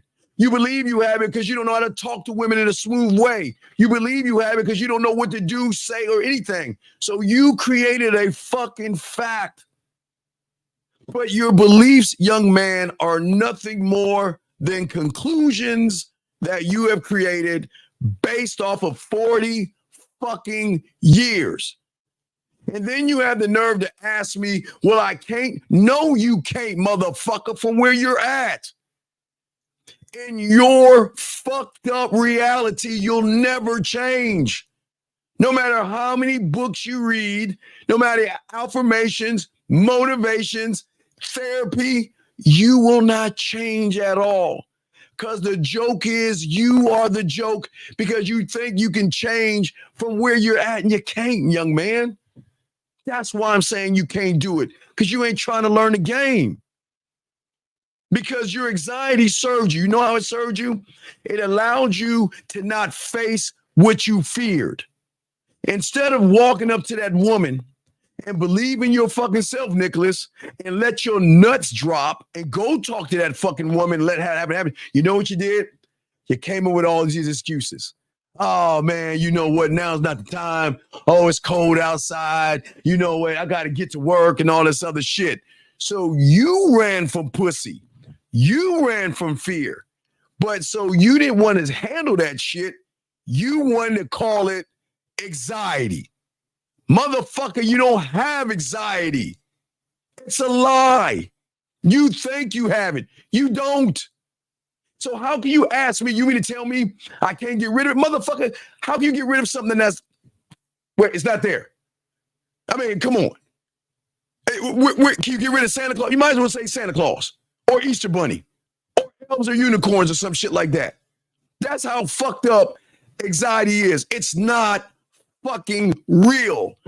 It is a false feeling that you interpreted and labeled as anxiety. I don't understand this shit. I don't understand, dog. I don't understand how can you be 40 years old and ask that question, dog. I don't understand that, man. I don't understand that. You're right, Black. That's what I'm trying to say, dog. It's a mindset, brother. And that's what I'm trying to tell him, man. That's what I'm saying, man. What I'm saying is, big dog, that you're not serving yourself, dog. And all you're doing, you're holding on to these things, man. And that's your language. Your fucking anxiety was created through your fucking nervous system and fucking whatever that woman, that first, whenever you saw that first woman and you felt something and it froze your fucking ass, that's when you labeled it, and that's when you believed in it, and that's what you called it, and that's what you started feeding to lie to yourself and say it's fucking anxiety. That's not true, brother. It is not true at all. And that's what I'm saying to you, man. What I'm saying to you is that you have got to reach a stage where you have to grow up and stop believing in Santa Claus, man. Come on, man. You're look, dog, I understand your reality. I keep telling you, you're the third pig, dog. You're just imprisoning yourself with lies. And you're influenced. You are so influenced by pussy. You are scared of that shit, dog. And every belief that you have is always going to determine your expectations and your perceptions of your fake fucking reality, man. And you don't see that. And I keep telling you, there is no such thing as anxiety. It is a choice that you make because you don't fucking believe in yourself. And that's what I'm saying, man. That's what I'm saying to you, man. And I'm not trying to be mean to you, but what I'm trying to say to you is that your beliefs are always going to be determined by how you feel about yourself. And when you don't love your motherfucking self, you're always going to find reasons not to love yourself versus the villain that adores himself and loves himself and believes in himself and will do anything for himself. That's the difference between you and I. I believe in me. You don't believe in yourself, and that's fine. And all I'm trying to tell you is that you're fighting. Okay, look, I understand what you're doing. Your reality doesn't want you to leave it, so it's going to fight. You're just fighting against the current right now. Because what I'm trying to do is get you to open your fucking eyes and realize for 40 fucking years, you believed in Santa Claus, man. Take your ass, show me where he lives on the North Pole, and I'll shut the fuck up. Show me where anxiety lives, and I'll shut the fuck up. Show me where rejection lives, and I'll shut the fuck up. Show me where fear lives. I tell you, I'm the only one to tell you on the internet. Show me where they live. And if you can't knock on their door and fuck them up, then it's all in your fucking head, which means you created it. You created it. So why is that you created anxiety and I created love for myself? That's the difference between us. You don't like, love, or care for yourself enough to stop putting women on a fucking pedestal and let them earn the pedestal. Let them earn time in your life. But because you want pussy so bad and you're so desperate and you're so thirsty and you're so needy and you want it so bad that you are psyching yourself out over some pussy, man. Come on, dog. Come on, let's be honest here, man. That's what I'm saying, man. The villain doesn't give a fuck. I keep telling you, young man. And see, look, your view right now of your reality and where you're in right now, your bubble. It's just called like a bubble. It's just, I don't know what the best way I can describe it. It's like a bubble right now. It's flawed. And you don't see it's flawed because okay, it's like you're living in an apartment that has no electricity, no water, and no fucking heat. But you keep paying rent and you keep living there and you ain't trying to leave. It's all fucked up, roach infested, crime ridden, no water, no electricity, no lights, holes in the walls, rats running all through. But you choose to stay there. And then what you want to do is you want to blame everybody else but yourself. And you want to be a victim. Oh, my God. Hey, how you doing? Oh, I just don't have any water. Please feel bad for me. Oh, I don't have any electricity. Please. See, that's what I'm saying. Your view of your reality is flawed because you don't understand that you are missing essential things to yourself to make different decisions for yourself. Okay? See, what you don't understand, and last thing I'm gonna say to you, Nicholas, is that you and what you're thinking right now is always going to determine the things that you are going to do and the things you won't do, Nicholas. They will always determine your beliefs of all this fake ass anxiety is going to determine what you do and what you don't do. It is going to determine the goals that you set for yourself, and it's going to determine how you accomplish those goals. But how are you going to set a goal and accomplish everything being a victim, being feminine, being emotional, always putting yourself down and all that shit? How are you going to create a goal? How are you going to grow? You see what I'm saying? That's what I am saying to you right there, young man. And I'm saying that is very important. It's not just to you, Nicholas. It's to a lot of guys out there. Because we're saying to you guys out here is that your beliefs, what you believe in your thing, when you don't love yourself and you don't believe in yourself, and you don't have any dominance over your life, the life that you live is going to influence 95% of the decisions that you make and the actions that you take, because I am telling you, they are coming from your self-concept of how you see yourself. And if you do not love the person that you see, then you will always get dominated by someone that you see as beautiful, sexy, desirable. Do you see why y'all fuck up? All day, every day, you're putting yourself down. All day, every day, you're talking shit about yourself. All day, every day, I'm just not good enough. I'm so fat. I'm so chubby. I'm so short. No one's going to like me. I can't believe it. I'll never get a girl. She'll never like me because I don't have the nice clothes. I don't have a nice car. This is my living arrangement. Man, I can't make it at all. And then you see a fucking woman that you know, oh my God, she's beautiful. Wow, she's so gorgeous. She's so amazing. Look how you put yourself down to lift somebody up. How the fuck? How does that even work? How does that even work? Look at how you, look at your, oops, excuse me, drop my mic. Look at how you see yourself, young man. And that's all I'm saying. I'm not knocking you. I appreciate the question, but I'm saying to you, is look how you see yourself. Look how you believe or don't believe in yourself. And that's why the villain is very important because you've got to have a sense of emotional independence. Gentlemen, it is okay to be emotional. Okay? There's nothing wrong with being happy. There's nothing wrong with being sad. There's nothing wrong with feeling the way you feel for yourself. But when you feel those things based off of somebody else that you're trying to fuck, then you become emotional. When the woman rejects you and you feel some kind of way, that's emotional. When you look at the woman, you want to talk to her and you don't talk to her because of something you feel, that's emotional. That means that woman has more influence on how you feel about your fucking self. That's why we say it's okay to have emotions. But when you're emotional, you lose.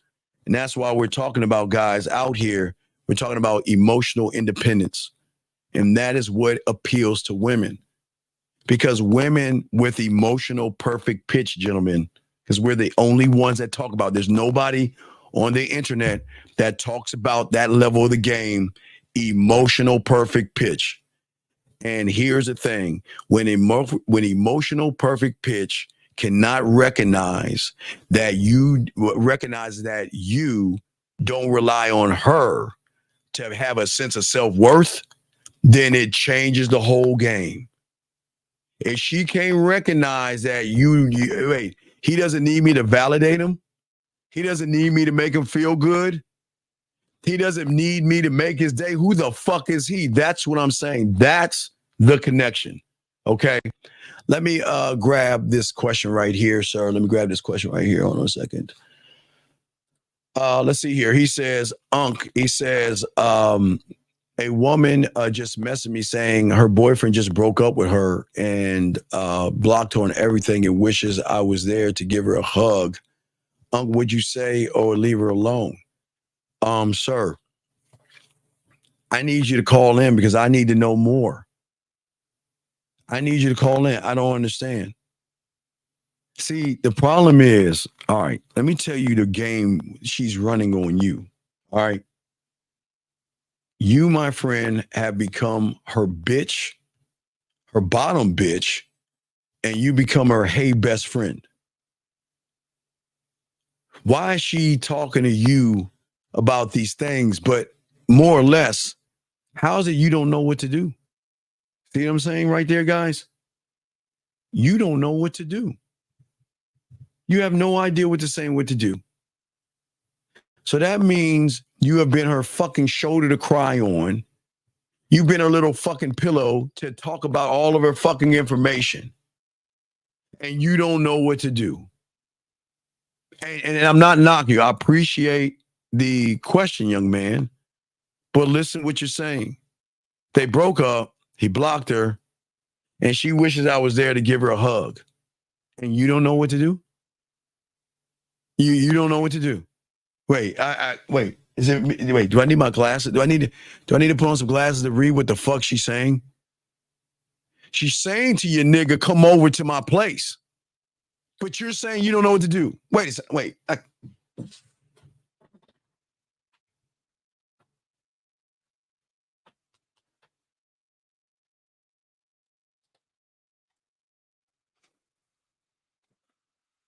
Gentlemen, this is being brought to you by Excuse Fairy Crunch. Gentlemen, please make sure you get your bowl of Excuse Fairy Crunch. When you get around a woman and you don't know what to do, then you make fucking excuses. Guys, I just want to let you know it comes in a new chocolate flavor.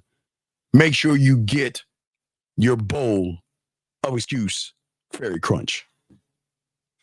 Dog, come on, man. We all reading this together. You said she wishes that you were there to give her a hug.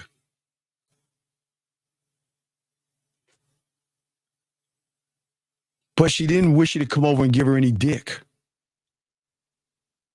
She wished for you to give her a hug. You know why? Because you fucked up. You did the worst fucking thing known to you grass-eating fucking lions. And what did you do? Let me tell you what you did. Oops, I'm sorry. I got the wrong thing up. Let me tell you what you did. This is what you did, buddy. You were the guy that was around all the time. You always hung around because you thought that if I just hang around long enough, she's going to give me the pussy. So you know what? I'll help her pack up her little thoughts and I'll let her pack up her fucking feelings and we're going to be the best of fucking friends. And then you thought that, you know what? When something breaks, I'll be over there to fix it. So when her heart is broken, I will pick up the pieces, I will get some glue, and I will do everything to make it better. And then your bitch ass, what you did is you sat around and you listened to her sobby ass stories about another motherfucking guy. And now she says, I wish you can give me a hug. And you can't see that she doesn't want to fuck you. She needs her hey best friend or her girlfriend, her bottom bitch, and the sucker she was using to come over and get up. So what I want you to do, and I'm not being mean, go to the store and get some ice cream. Get some ice cream and get those little fuzzy slippers. And y'all can eat ice cream together. Y'all can cry together. Y'all can pillow fight. You can hang up posters of guys on the wall, and you can prank call guys and giggle and laugh. Fuck you, mean hug. And he thinks I'm being mean. I bet you thinks I'm being mean right now. The fuck are you talking? Man, I wish a woman would say some shit like this to me, man. Fuck are we talking about? What are we talking about? Well, what do you mean hug? Okay? Ricky. Let me talk to you, buddy. Ricky, let me see, I'm 9. I'm trying to do the math. 9 minus 53. Yeah, I'm doing the math right now. So for 40 plus years, sir, I've been a bona fide alcoholic. So let me explain to you from an alcoholic to a guy that needs liquid courage. See, you need liquid courage. I'm a bona fide alcoholic. I keep telling you, I'm a crackhead. I'm an alcoholic, and I have a gambling addiction. See, my friend, you need liquid courage because you're scared of pussy. And you think because you're drinking that she's not going to notice that you are drinking because you're scared of pussy. Now, sir, as a bona fide alcoholic, I drank me. I get drunk off of me. Oh my God, the rum, the liquor, the bourbon of me, man, I get fucked up, man. And every day I gotta sit around a bunch of me and say, hey, my name is Steven, and I've been an alcoholic for over 40 fucking years, and I love that shit because I get drunk off of me. I don't need liquid courage on the outside world to feel good about myself. I don't need to take a substance to make me feel good. So that means a woman has so much influence over you. Her pussy and her ass has so much influence over you. You got to literally take a shot of something to get the balls to go talk to her, Ricky. So this is why you need help, big dog. Because if you need a shot of something to go talk to a woman versus being the shot, then, dog, you need to get the fuck out the game, dog. Sitting over here interacting with women, man, that's some simpy, sad, sucker shit, dog. Come on, man. I'm just saying, dog. What I'm saying to you at the end of the day, don't do that, okay? Okay? No. You're not going to do that. You're not going to do that. This is what the fuck you're going to do. Because I know you want to fuck. Yeah, I know you want to fuck. I know you want to fuck. So this is what you're going to do. You're going to call her up and you're going to send her a message and say, you know what? No, I don't need a hug. I'm going to come over so we can fuck. What? What? Did I say something wrong? Oh, excuse me, let me say again. Oh. I don't want a hug from you. Let me know when you're free so I can come over so we can fuck. That's what you're going to say if you want to be dominant, because that's all you want to do anyway.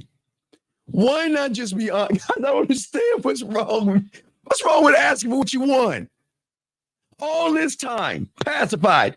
Well, okay. What did he do now? That fucker. I can't believe he would.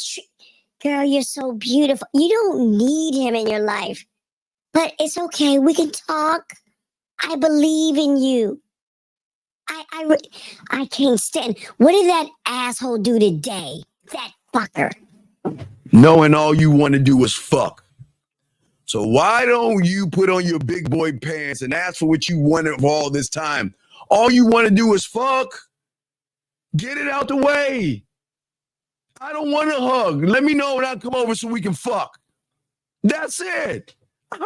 Guys, this is not mean, guys.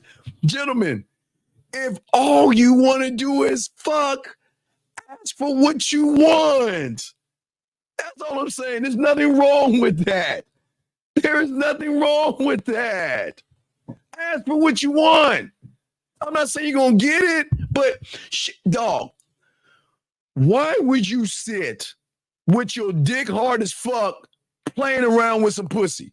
Sitting around and day in and day out hearing her talk about another guy. And you think you're going to manipulate her and sucker her into some pussy? Nah, she's fucking you. You don't even she's pegging the fuck out of you right now. You want to know why? Because she's fucking wasting your time. So she's been fucking you since she had that man.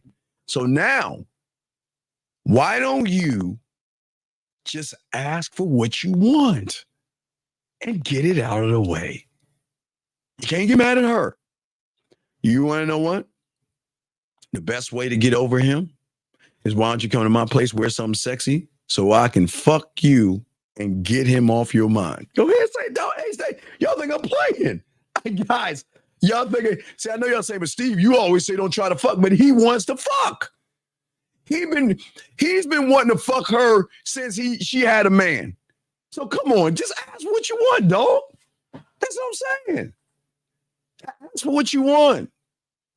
That's all I'm saying, big dog. It's all good. I'm not mad at you. I don't understand why. Listen, wait. You ain't going nowhere, motherfucker. Because I forgot what to say. You said, I'm going to leave her be. Guys, did you hear what he said? He said, Steve, I'm going to leave her be. Are you fucking with me? Come on. Motherfucker, you ain't going nowhere, dog. You staying right where the fuck you are. You want to know why you staying where you are? You want that pussy so bad. I know you want it. And the moment she said we broke up and she blocked him, you started, oh, man, here's my chance, man. Ooh, how am I going to play this, man? Here's my chance to fuck. But you haven't even asked for what you wanted. And I'm going to tell you where you fucked up. All you had to do is let her know, look, I know you got a man, and when y'all break up and you ready to fuck, call me. Other than that, do whatever the fuck you want. I don't want to hear that. I don't want to hear that shit. Do you think I'm a bitch? You think I'm your girlfriend or some shit like that? Don't come to me with any of that bullshit. When you ready to fuck and y'all break up, you know where to find me. The end. And then, young man, when she called you, well, you know, we broke up. And you know, I'm single now. I say, okay, I got the signal. Hey, look, I'll be over tomorrow night or later on tonight. Wear something sexy, we can get our fuck on. And that's it. That's all I'm saying, man. That's all I'm saying. Yeah, that's all I'm saying, big dog. Come on, man. Y'all gotta wake up and being lying to yourself, dog. Okay. I just gotta realize that y'all are kind of messing up here. And that's not being a dick or anything, dog. I'm just saying that if look, dominance is saying, I know what I want, and I'm going to go after what I want. And no matter what happens after that point, it's none of my business. But as long as I'm true to myself See that? True to myself and ask for what I want. There's going to be some women who say, hey, let's fuck. And they're going to say, no, I'm not that kind of woman. And they'll fuck you later. There's going to be some women who say, let's fuck. And be like, well, I'm not sure. I don't know you. And I might want to. And there's some women that's going to say, no. And every woman's going to say something different. But as long as you are actually true to yourself, you can't go wrong. Now, I tell you, because most of y'all guys don't know how to fuck. So you shouldn't be asking for something you don't know how to do, but I'd rather you ask than become an incel and get mad at women. I don't want you to become an incel or blame women. But here's the kicker. She knows you want to fuck and she still doesn't want to give you pussy. Guys, got a question. Lines are open, man. I don't understand, dog. I don't understand, man. I'm telling y'all, man, we want you guys to be dominant. I believe, gentlemen, the more dominant you are over yourself, and that domination has to be a sense of self-worth and the independence that you have for yourself, dog. The allure, the sexual allure that draws a woman in lies in your strength, your confidence. And write this down because nobody's using this. Your emotional independence. Remember, I want you to connect this dot now. Because nobody's telling you about emotional perfect pitch but us. There's not one YouTuber on there talking about that shit. We the only ones.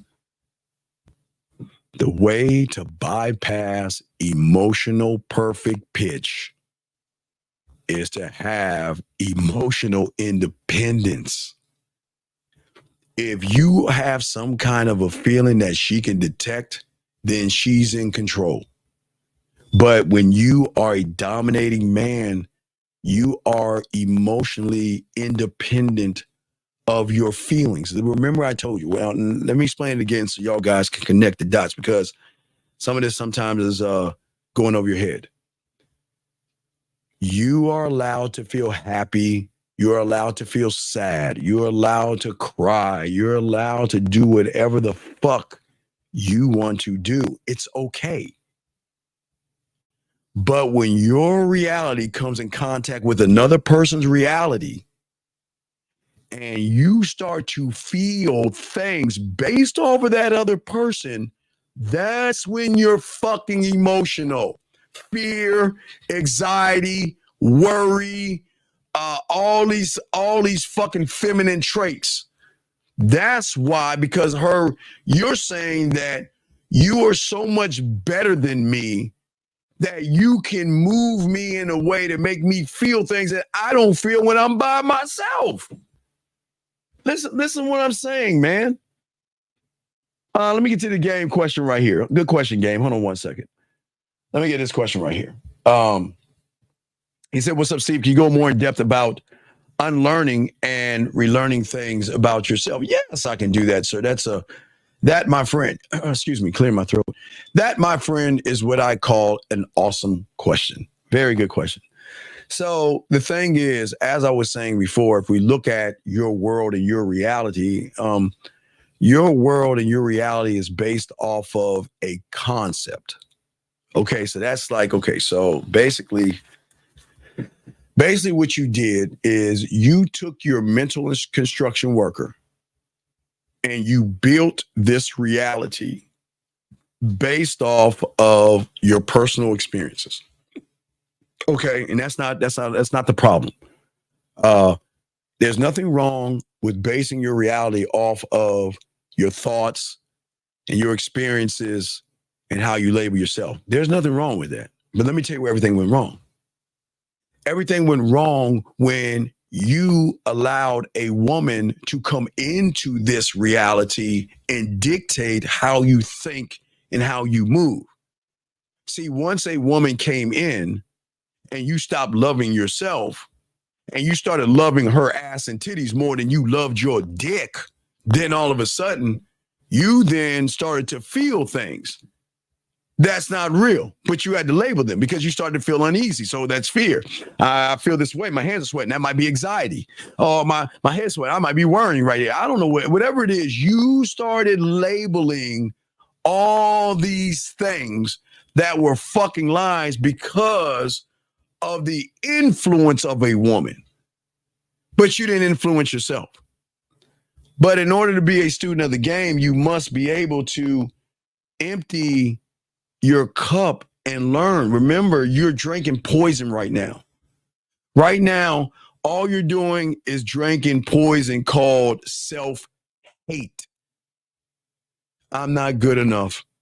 I don't believe in myself. There's no way she'll like me. There's no way she'll date me. All you're doing is drinking one shot after the other of self-hate. That's all you're doing. I can never get her. She'll never like me. I don't look like the kind. I mean, I went on YouTube and I heard a woman I'll never fucking ever see in my life. And she said she wanted someone 8 foot tall. I can never do that, guy. That's all you're doing, right? That's all you're doing. Because you're not learning the game. See, when you game the fuck up, you don't give a fuck. I don't give a fuck what she wants. And I don't give a fuck what she's looking for. Because what she wants and what she's looking for is none of my fucking business. Because I know I'm the guy.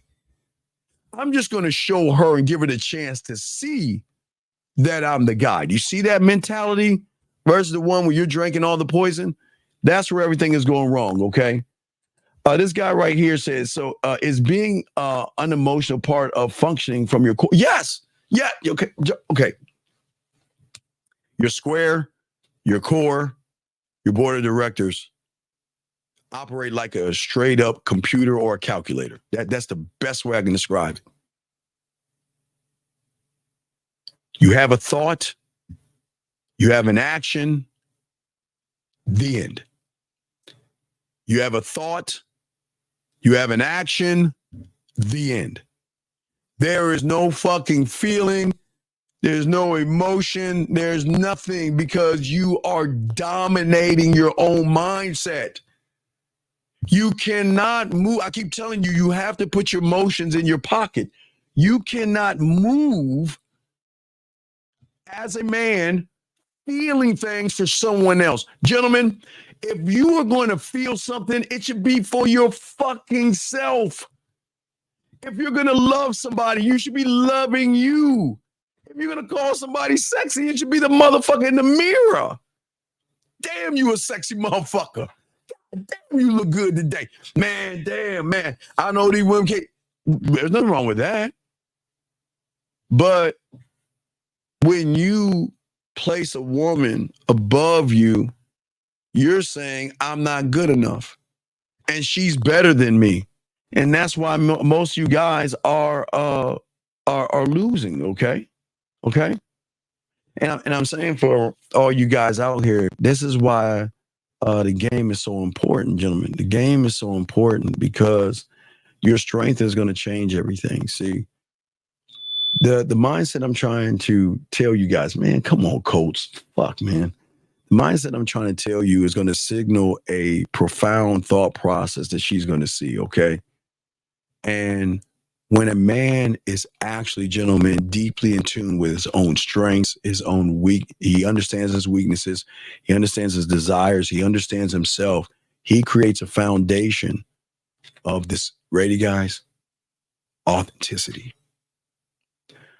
Authenticity, or being authentic, will always override and supersede the emotional perfect pitch.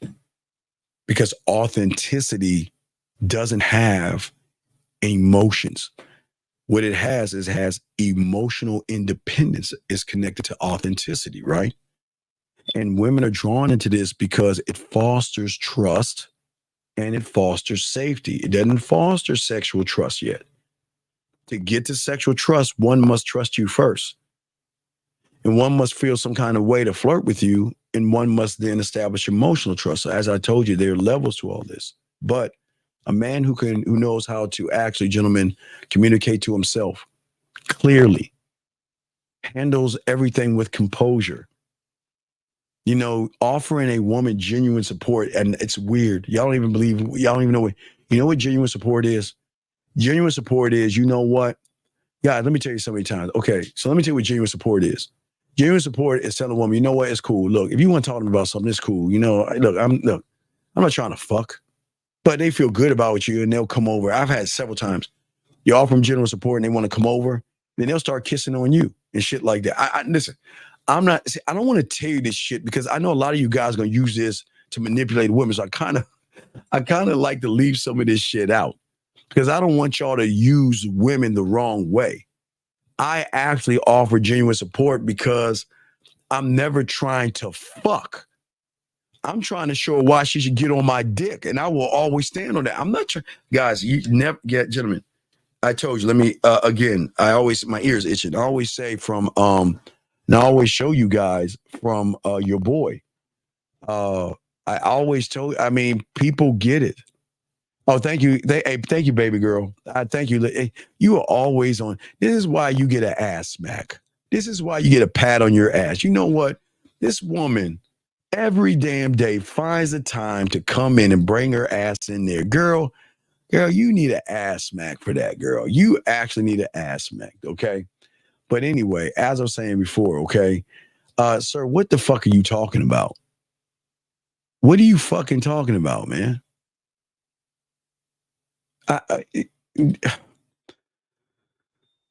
Lord have mercy. I don't understand y'all motherfuckers, man. Y'all, it's like y'all make shit up, dog. Why don't y'all stop worrying about what women are fucking doing and start worrying about what you're not doing? And maybe y'all will win. Stop worrying about what fucking women are doing. Why do y'all give a fuck what women are doing, gentlemen? Listen, gentlemen, okay.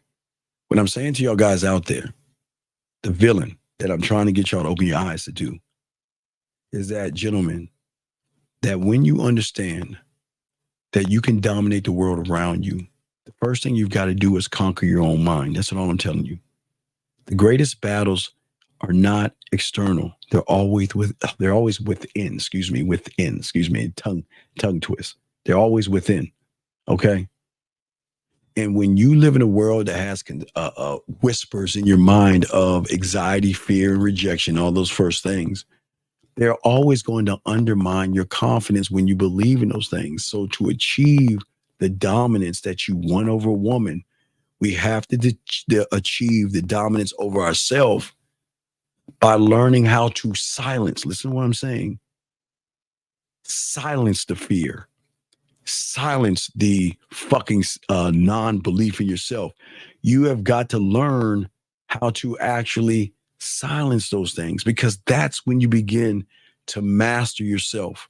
And that's when you get to understand who you are as a man at the end of the day. And what I'm saying to all you guys out here, the dominance is always going to begin from within, because external power is merely just a reflection of internal strength. And if a villain is controlled by fear or crippled by fear or rejection, then what is he on the outside? Reactive, consistently at the mercy of pussy. And that's how y'all motherfuckers are moving. You've got to overcome with these inner demons. Fear is the demon, anxiety. You got to learn how to gain mastery over the emotional side of you. Remember, gentlemen, there is nothing wrong with having emotions. It's you motherfuckers acting emotional. We must get that out of our system in order to wake up. Do you see what I'm saying? I'm saying to all you guys out here, okay? I'm saying all you guys out here, what is important is that you got to look at the focus. You've got to turn the anxiety into focus, gentlemen, fear and courage, and rejection into resilience. You got to do these things. And this is, gentlemen, this is why we're saying to y'all guys, listen to me. That's why we've got to change our focus. Because once you change your focus, gentlemen, this is the beautiful thing about the game. I want you to shift your perspective.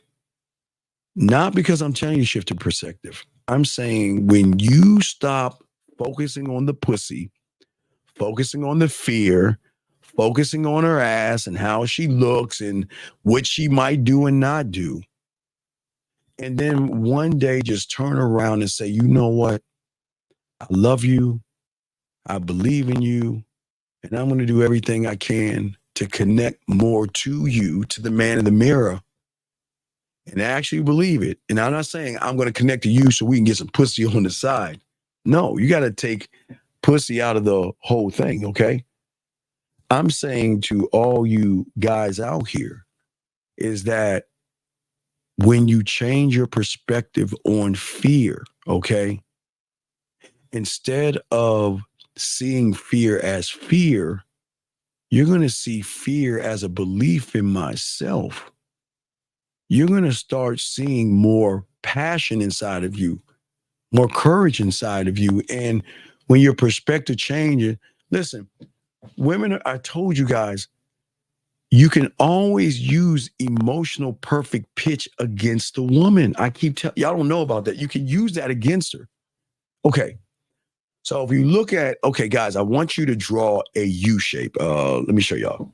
Gentlemen, on your piece of paper, let me just show you. I didn't go to the board today. I just want to show you this. Guys, draw this, okay? I'm going to show you the blueprint of emotional perfect pitch right here. Okay? This is how you can win with emotional perfect pitch. Okay, I want you, let me make sure I can see that right there. Y'all see this right quick? Y'all see this? Okay. This is the blueprint of emotional perfect pitch. That means that the person is either going to try to come from the sides or come from the back. He'll never come. She's going to leave this open because she knows fear is here, anxiety, worry, validation, whatever it is. She's already got the defenses already up. You can't attack. That's what I'm trying to tell you. Y'all guys are always trying to attack. So what do I mean by attack? You're trying to attack the wrong thing. You're trying to do everything you can to bust down that motherfucking wall. And then you scratch your head saying, well, damn, how is it I ain't busting down a wall? She just met a motherfucker the other day and he's fucking her right now. You want to know why? Because authenticity and emotional independence come straight through. It comes straight through. See, we don't need to beat around the bush with a woman. We don't need to beg, barter, and do all that cupcake and shit that most of y'all guys do. We move because we actually believe on who we are and what we are. Do you see what I'm saying, gentlemen? And what I'm saying for most of you guys out here, I know a lot of people have never talked to you this way or told you this stuff because nobody's letting you know that, listen, inner domination is what we want. And it is critical because it is your conviction and clarity. Because without the weight of loving yourself, you will always have self-doubt. And you can never act with precision, confidence, and have that allure that will make a woman want to fuck you. Gentlemen, I know y'all don't see it from your reality, but I promise you, women are nastier, freakier, and dirtier than you. I've been telling you this shit since the 90s and shit, guys. They're nastier than you. They just know how to cover that shit up. But what I'm saying is that the unlockable to that side of her is someone that doesn't make it about her. That's the allure. That's the magnetism. Question. Let me see. Question right here. Follow-up question. What steps can I take to start operating at my game? Listen. All right, let me pull it up for you, game. Because I don't think you understand. Game. Let me show you something, game. Let me pull it up.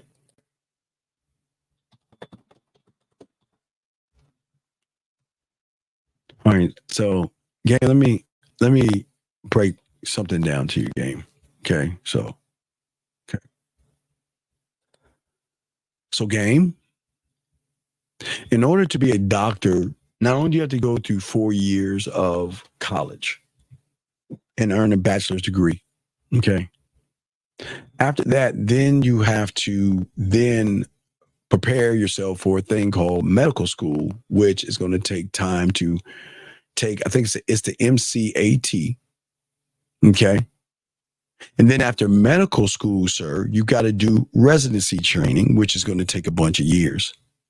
And then after that, you get a medical. So you got several years before you could become a surgeon. So why in the fuck do you think I can give you a one-word answer or something you don't even know about? The only reason you know about it is I'm talking about it. You can't reach this. You can't reach this because you ain't in the game. You got the name, but you ain't in it. Because only an ignorant ass person, with all due respect, is going to ask, how do I be a doctor in a day, a lawyer in a day, when he doesn't know how to fuck? He doesn't know how to talk to women. He doesn't believe in his fucking self. And he doesn't even fucking have a standard. But yeah, you're asking the question. What steps can I take? You ain't ready for this game, dog. You want to know why? You want to know why? Gentlemen, isn't the first step here? Wait, let's go underneath this short black motherfucker right here that's pointing. Let's go past that old motherfucker. Game. Do you see why the game is not for you? Do you see the fucking answer and how you start right in your fucking... Guys, I can't make this up. Guys, I swear to you, I can't make this up. I can't make this up. If the answer is right in your fucking face, then how can you even ask? What? Guys, please help me.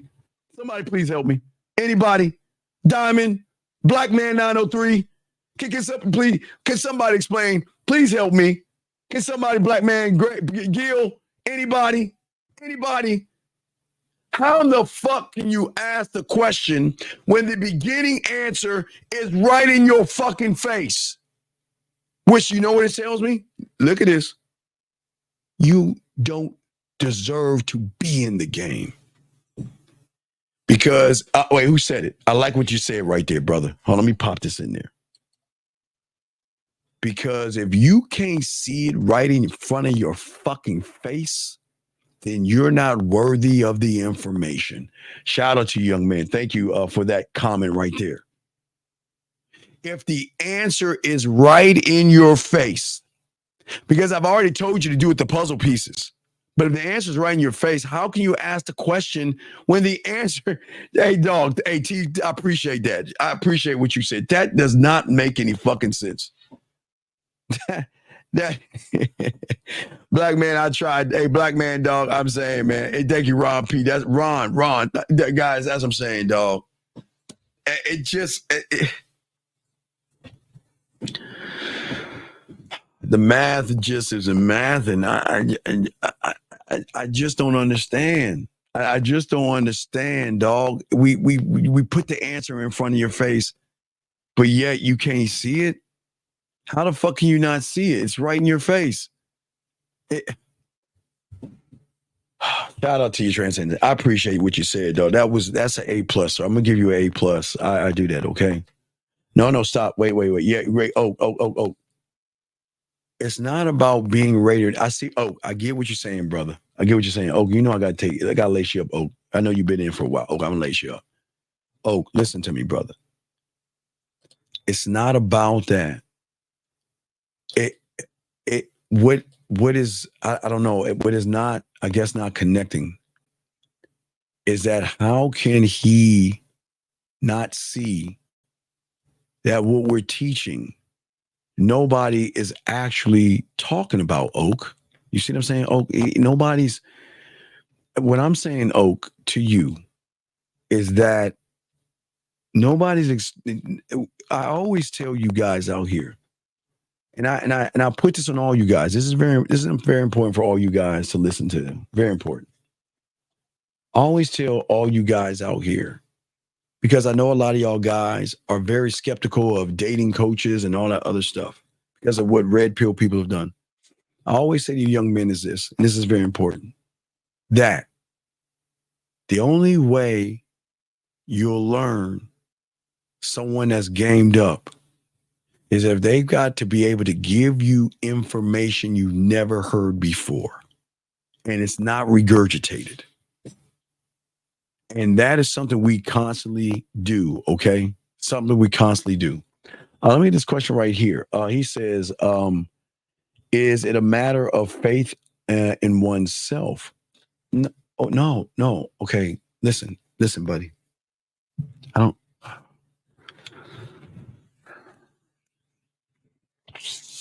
It's going to shock you. The problem is that you have faith in yourself. It's the faith in yourself that's the fucking problem. Are we going to get deep? No one's ever... Remember, gentlemen, we're going to get deep. No one's ever told you this. We're going to get deep.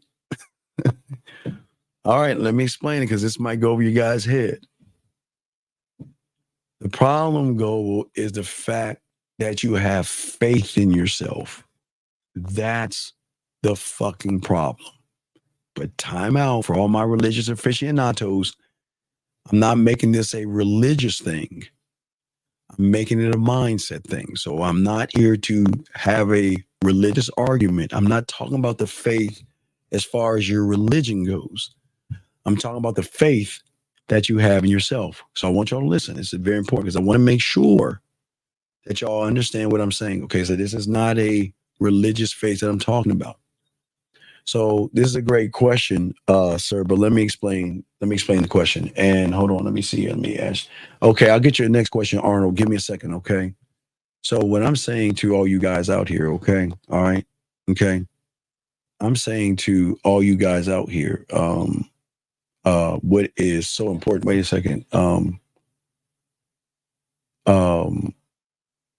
Wait, what do you say? Do you know anything about multiple?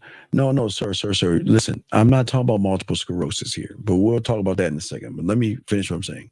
So, listen, multiple sclerosis has nothing to do with anything. But anyway, let me get back to this young man's question. Wait, did I pull it? I want to make sure I got it. Okay, here you go. Global. I want you to listen to me. This is very important. All you guys listen to me. It's very important. Okay. Because you have faith in yourself is why you'll never leave the reality that you're in. The faith that you have in yourself is actually not the faith that you should have in yourself. Let's think about it for a second. You have faith in fear.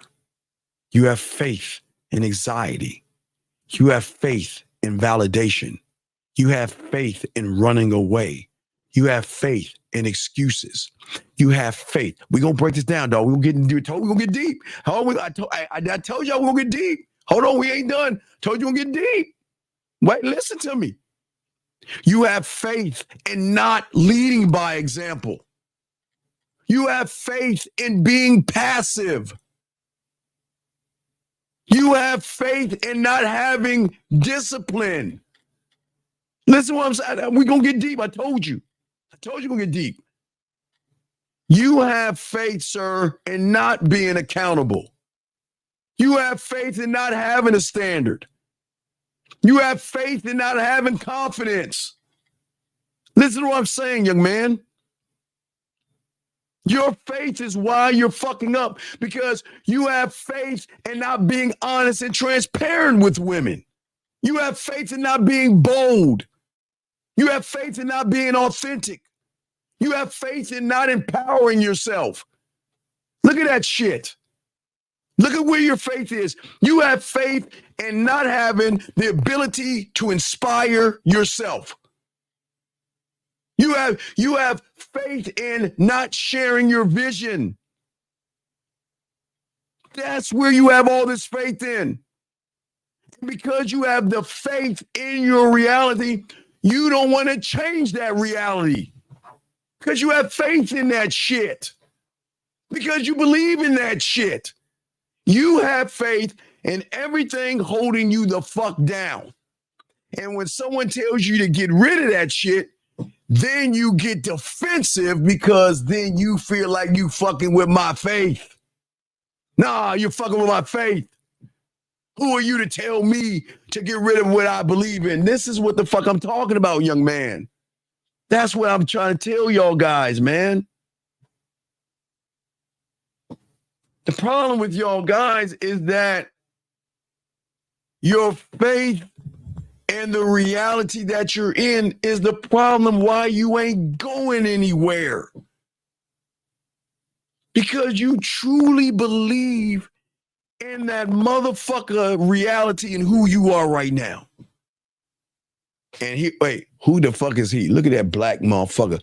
Who is he to tell me that my reality and my truth is fucked up? And then guess what? That's the ego trying to block me out, right?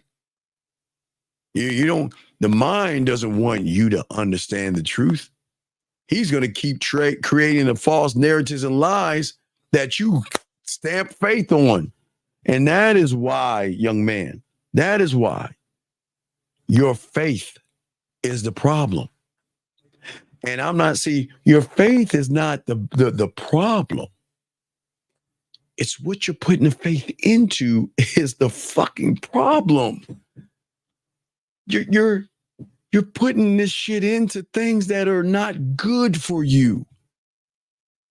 You're putting your faith in things that are not good for you versus putting faith in loving yourself first, believing in yourself, setting expectations for yourself, conducting yourself in a way that you are not making your life about a piece of pussy, making it about your goddamn dick. I keep telling y'all, man, diamond dick. Hey, guys, I told y'all I always love this clip because I always tell you, people, I always tell you, it's kind of like Eyes Wide Shut. I need to start explaining that. Have you ever seen that Tom Cruise movie, Eyes Wide Shut? There is a secret societies of game that are going around everybody, and everybody has their own language. And some people don't even know that people you don't even know who have game are showing you that they have game by some of the stuff that they saying for those that can understand the language of game, right? And see, when you recognize, like I was showing you with the Tom Brady, right? When you recognize the mindset of a Tom Brady, but you hear somebody say something like this, listen. Masculinity don't have to be toxic. It can be sacred. You know, you can love yourself so much that you can look at a woman and she don't deserve my dick. Oh my God. So when you hear that, you know, okay, hey, think about this, guys. I want you to be honest.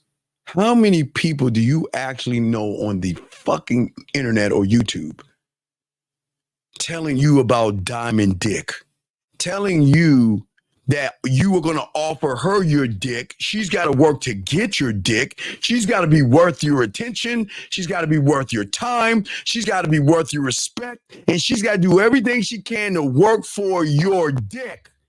Y'all don't hear that kind of shit out there because you want to know why? Nobody wants you to know the secret to the power. It's the power behind the power. Remember, Kevin Spacey said that. There is a power that goes behind the power that most of you don't understand because all your life, somebody's been teaching you it's about pussy. Run behind the pussy. Kiss her ass. Beg for pussy. And what we're trying to tell you guys is it's not about her pussy. It's never been about her pussy. It's just somebody lied to y'all motherfuckers and made y'all say about the pussy. But it's weird hearing that. Well, let me see if I can show you that other Tom Brady clip. That, oh man, I'm gonna give you another example of your mental cult. Because I keep telling you what you guys don't see, that people see, that the world talks to men in a certain way by sending and passing on information that people don't understand. So let me show you a mental code again. Now remember, I told you I'm the only one on the internet that has told you guys, okay, let's look at this, okay, real quick. Because I know y'all guys like, what are you fucking talking about? Okay, so there's nobody on the internet telling you to create a cult. There's nobody doing that. And if they're doing it, they took that shit from us. I am the only person telling you to create a cult, but I'm not talking about one outside of yourself. I'm saying the cult that you should create should be an internal thing where you create certain people in your mind that have one thing to work for you. Your scribe, your warrior, your film room, your construction worker, your marketing team, your blacksmith, your judicial system, your board of directors, your culinary school, your guide, your studio, your drug lab, your detective, your imagination, your sexual music part of your library, your mental code, right?